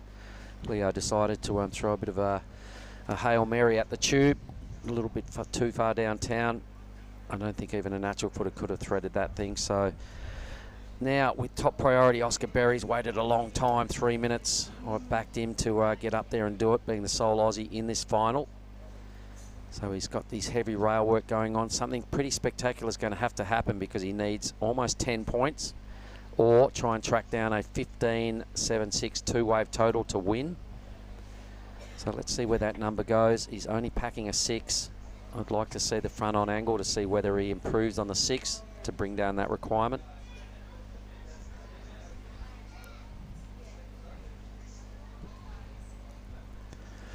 Yet winding down to the end of this final. Let's have a look at the front on view, Mark. Beautiful wrapping, but nowhere near the lip. Maneuver slices the top off that one. Nothing really critical. A little snap in the pocket then. His body language there, bows his head. He kind of knows that is not going to get the job done. Well, I reckon the judges will be looking at his surfing, comparing it to what Red's doing on the rail and going, all right, they're buying into Red. I think Oscar's just looks a little smidge out of sync compared to what Red's doing. There's lots of power out of Oscar Berry, but Red has just got that point of difference. Seems to have a little bit more X factor in his manoeuvres, and he seems like he's just got a little bit extra pep in his step. And Oscar Berry's number drops in at just a 4.77. So they weren't heavily impressed with what he got going on then. Still now chasing almost the perfect number to win. So while we've only got 90 seconds left, Billy, a couple of last shout-outs from me to all our gang at Surfing WA, if you're watching today. Boom. Yep, cheers, boys. To all my mates down in Margaret River, Wilson and Webby and the boys. Hope you've enjoyed what's been rolling out the last couple of weeks. For Johnny Uluwatu, good on you, mate. We've been thinking of you all week. Mark Flint, who's struggling in hospital with health issues. We'll leave it at that, but good on you, Rock. And we'll just watch Castle here. Yeah, this is his final roll of the dice. He goes upside down. He's getting busy. It's a small wave, though. A little bit of a wobble on his second one. He's lost momentum, and I think he knows that is it for him. Oscar Berry. All right, so a small little wave here. He'll realise there's something really berserk's got to happen. That was pretty good. Yeah. That was pretty berserk. All right, well, geez, he needs a 10 almost. I'm not sure that's it, but it might turn into his better number. Does it bring the requirement down? Either way, we're just about done here. Here's the replays, everybody. Check it out. Really good. So throwing the tail a mile a la Taro, but not on a big wave. You've got 15 seconds, Billy. You want to shout out anybody before we sign off, mate? Pretty much everyone you said. Hi, Mum. I want to thank everyone from around the world for tuning in. Thanks for the hits. Thanks for the compliments. Thanks for the advice. And, man, I really look forward to it. That is it. It is Taro Watanabe really dominating in the Pro Junior Men's Final. Let's sign off, Mark. All right, everybody. From Nias, from myself, on behalf of Mark Clift and our whole work team, I'd like to acknowledge Oni Anwar, Gia Lagardi, Made Joy, part of our commentary team here that's been chipping away at it for the whole week. Good on your team. Everyone else, look, it's been all the work as we're rolling with a pack of 30, mate, and it takes a big mission to get it all going on. So that's me. There's the 4 finalists, all sitting tight. Check them out, all smiles. None better than Taro Watanabe. Yep, that is the way to finish off. The lads having a great time. That sums up what has happened for the entire competitive field and all the work crew. It's been a banging couple of contests down at Krui, now up there at Nias. It's a great feeling, and it's great that pro surfing is back in Indonesia. We hope you've enjoyed it, and let's stick with these winners for just a little while longer, Mark, before you go down and do the prezos. What a fantastic scene that is. Congratulations to the American. Yeah, you know, he's obviously got the Japanese heritage there, a 7.93 in the scoreline and another 7. So great surfing. There he is, the Nias Pro champion, junior side of life right there, and these guys definitely surf out of their weight category, mate. Look at the vultures. They're already in the... Here comes the caddies, here comes the free surfers. There's been a lot of that going on all week, so... Yep, I'm going to sign off. I'm going to go down and get the prezos going on pretty quick smart. So we are going to throw to an ad break, and we'll be back shortly with the presentations.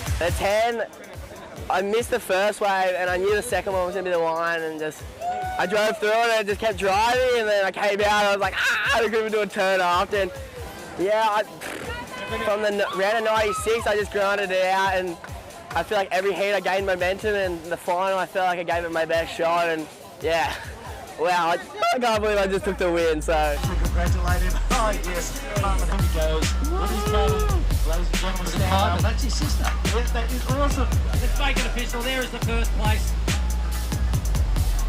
Let's get some beers. Yeah!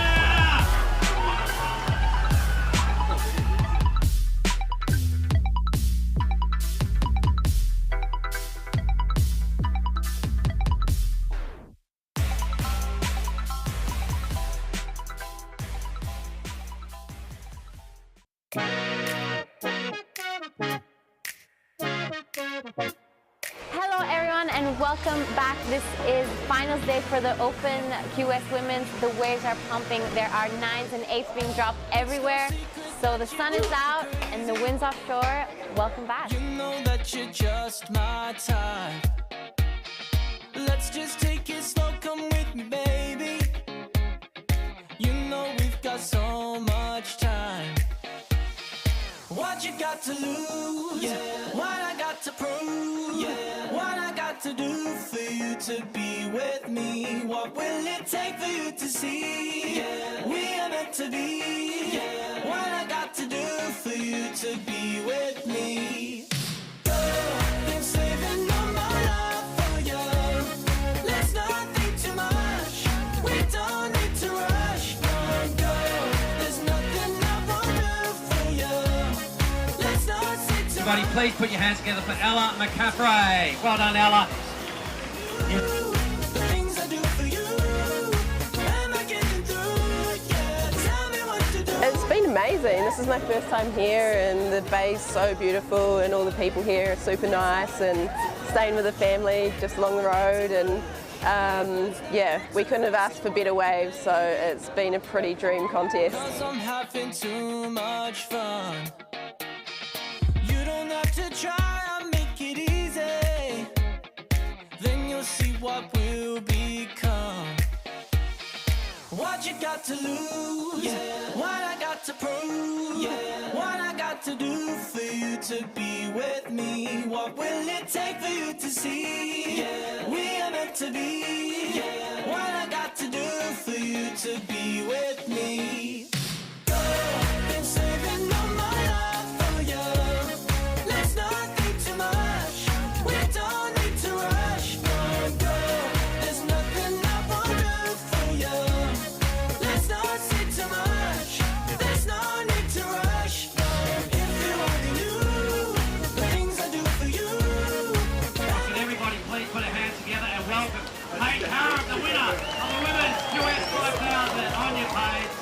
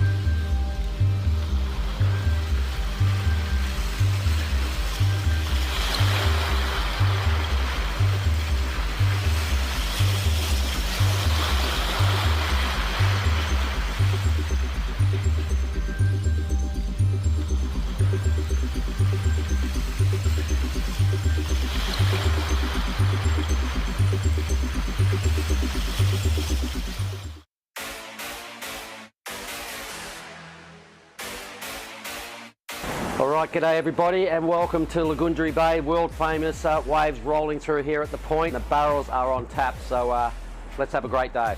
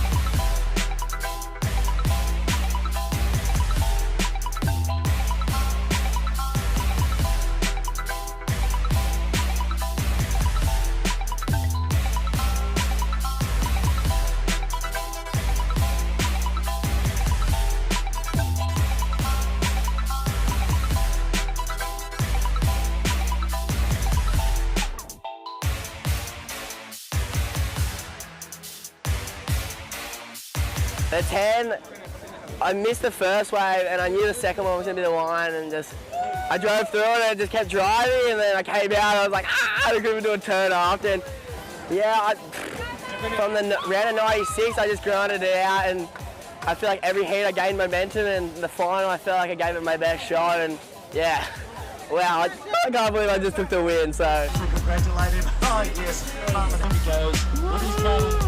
Ladies and gentlemen, stand that's his sister. Yeah, that is awesome. Let's make it official. There is the first place. Let's get some beers. Yeah!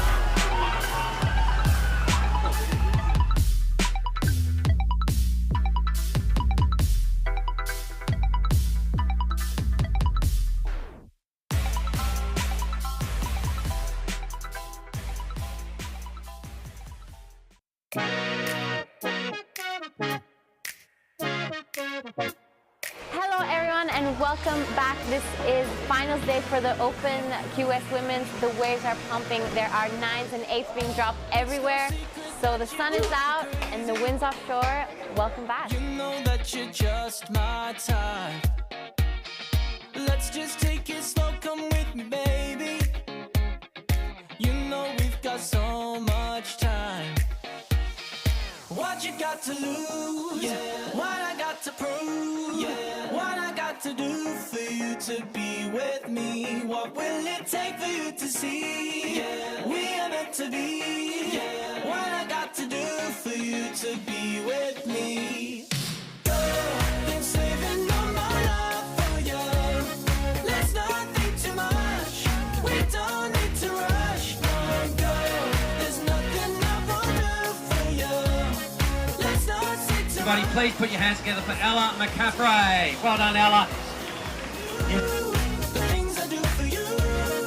Am I getting through? Yeah, tell me what to do. it's been amazing. This is my first time here, and the bay's so beautiful, and all the people here are super nice, and staying with the family just along the road, and yeah, we couldn't have asked for better waves, so it's been a pretty dream contest. 'Cause I'm having too much fun. You don't have to try, I'll make it easy.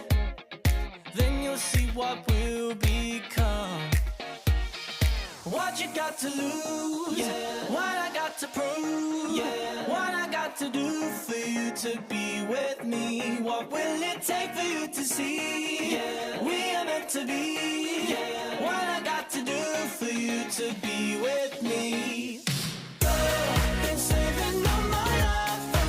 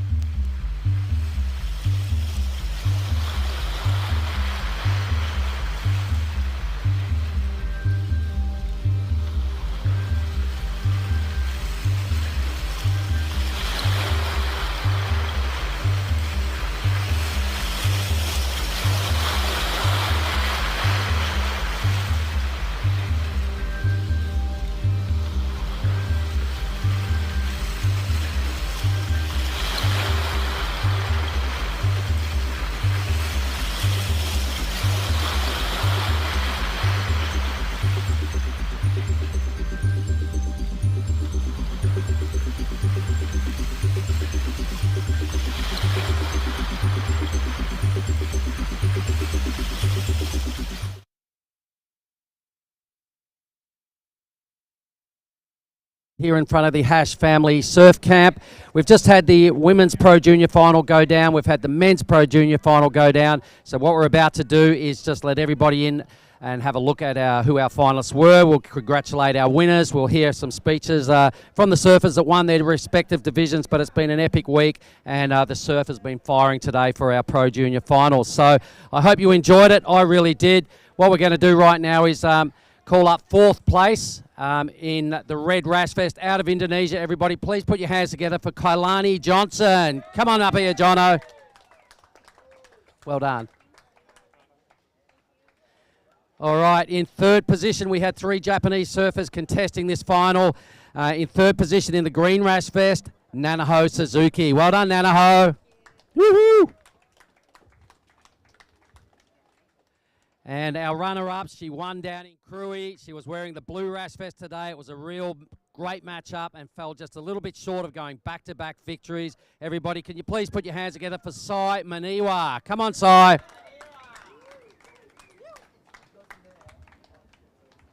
All right, and then this little goofy footer here, she's had a big smile all week. She did really well yesterday, third in the Open Women's. Her scoreline included an 8 and a high 7. She blew the back out of it, basically, and had an awesome outing here at Nias. Everybody, this is Anon Matsuoka. Woohoo!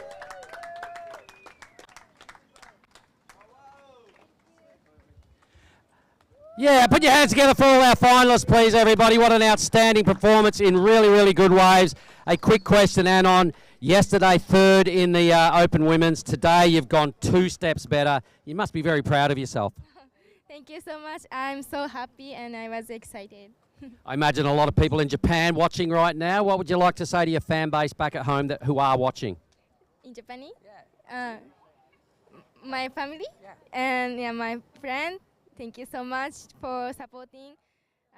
I'm so happy. Of course you are. What a great outing you've had here in Nias, everybody. All you finalists, you should be super proud of yourselves. Can everybody give them one more big rev up, please? Yeah, Pro Junior Women's held in Pumping Surf, Lagundri Bay. So good.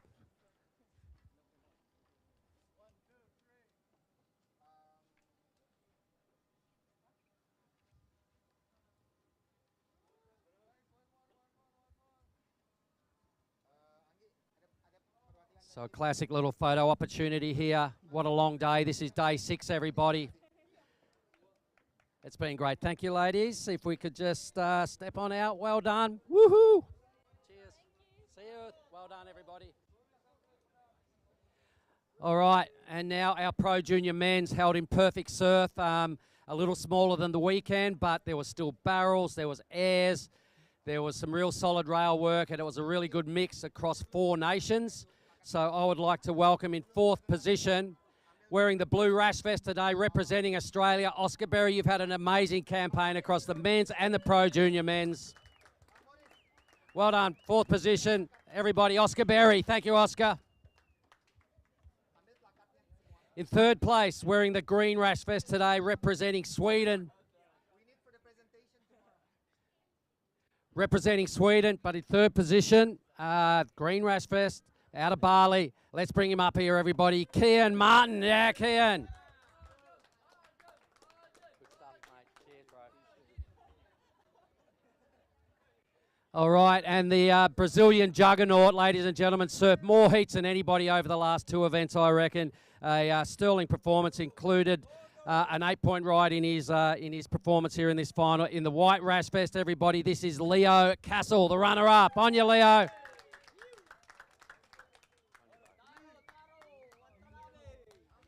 Well, this guy was on a tear all week. His rail work was undeniable. He got a great tube in the final, threw down a huge air reverse as well. What a worthy champion, everybody. From USA, put your hands together for Taro Watanabe.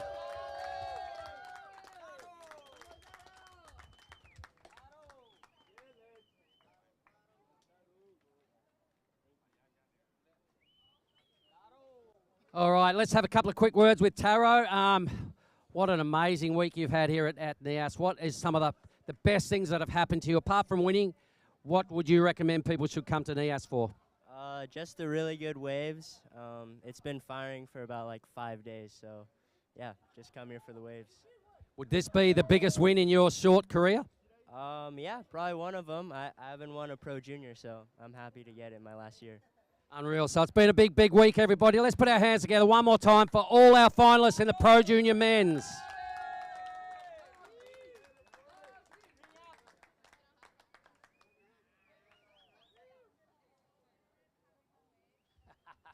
All right, well, that concludes our presentations, a brief presentation down here right on the shoreline of Saraki Beach, everybody. We hope you've enjoyed what you've seen at Nias. I certainly have. Over and out from right here at Hash Surf Camp. Thanks, guys.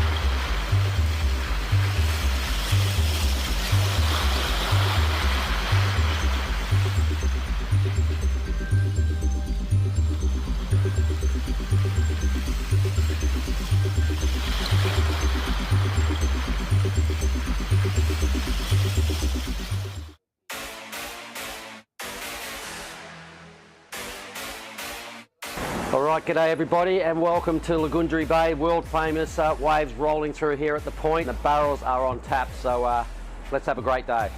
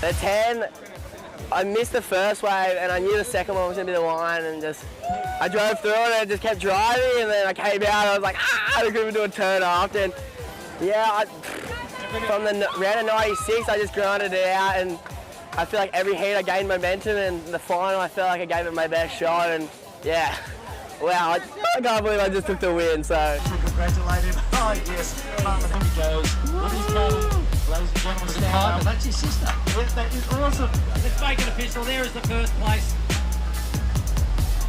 Let's get some beers.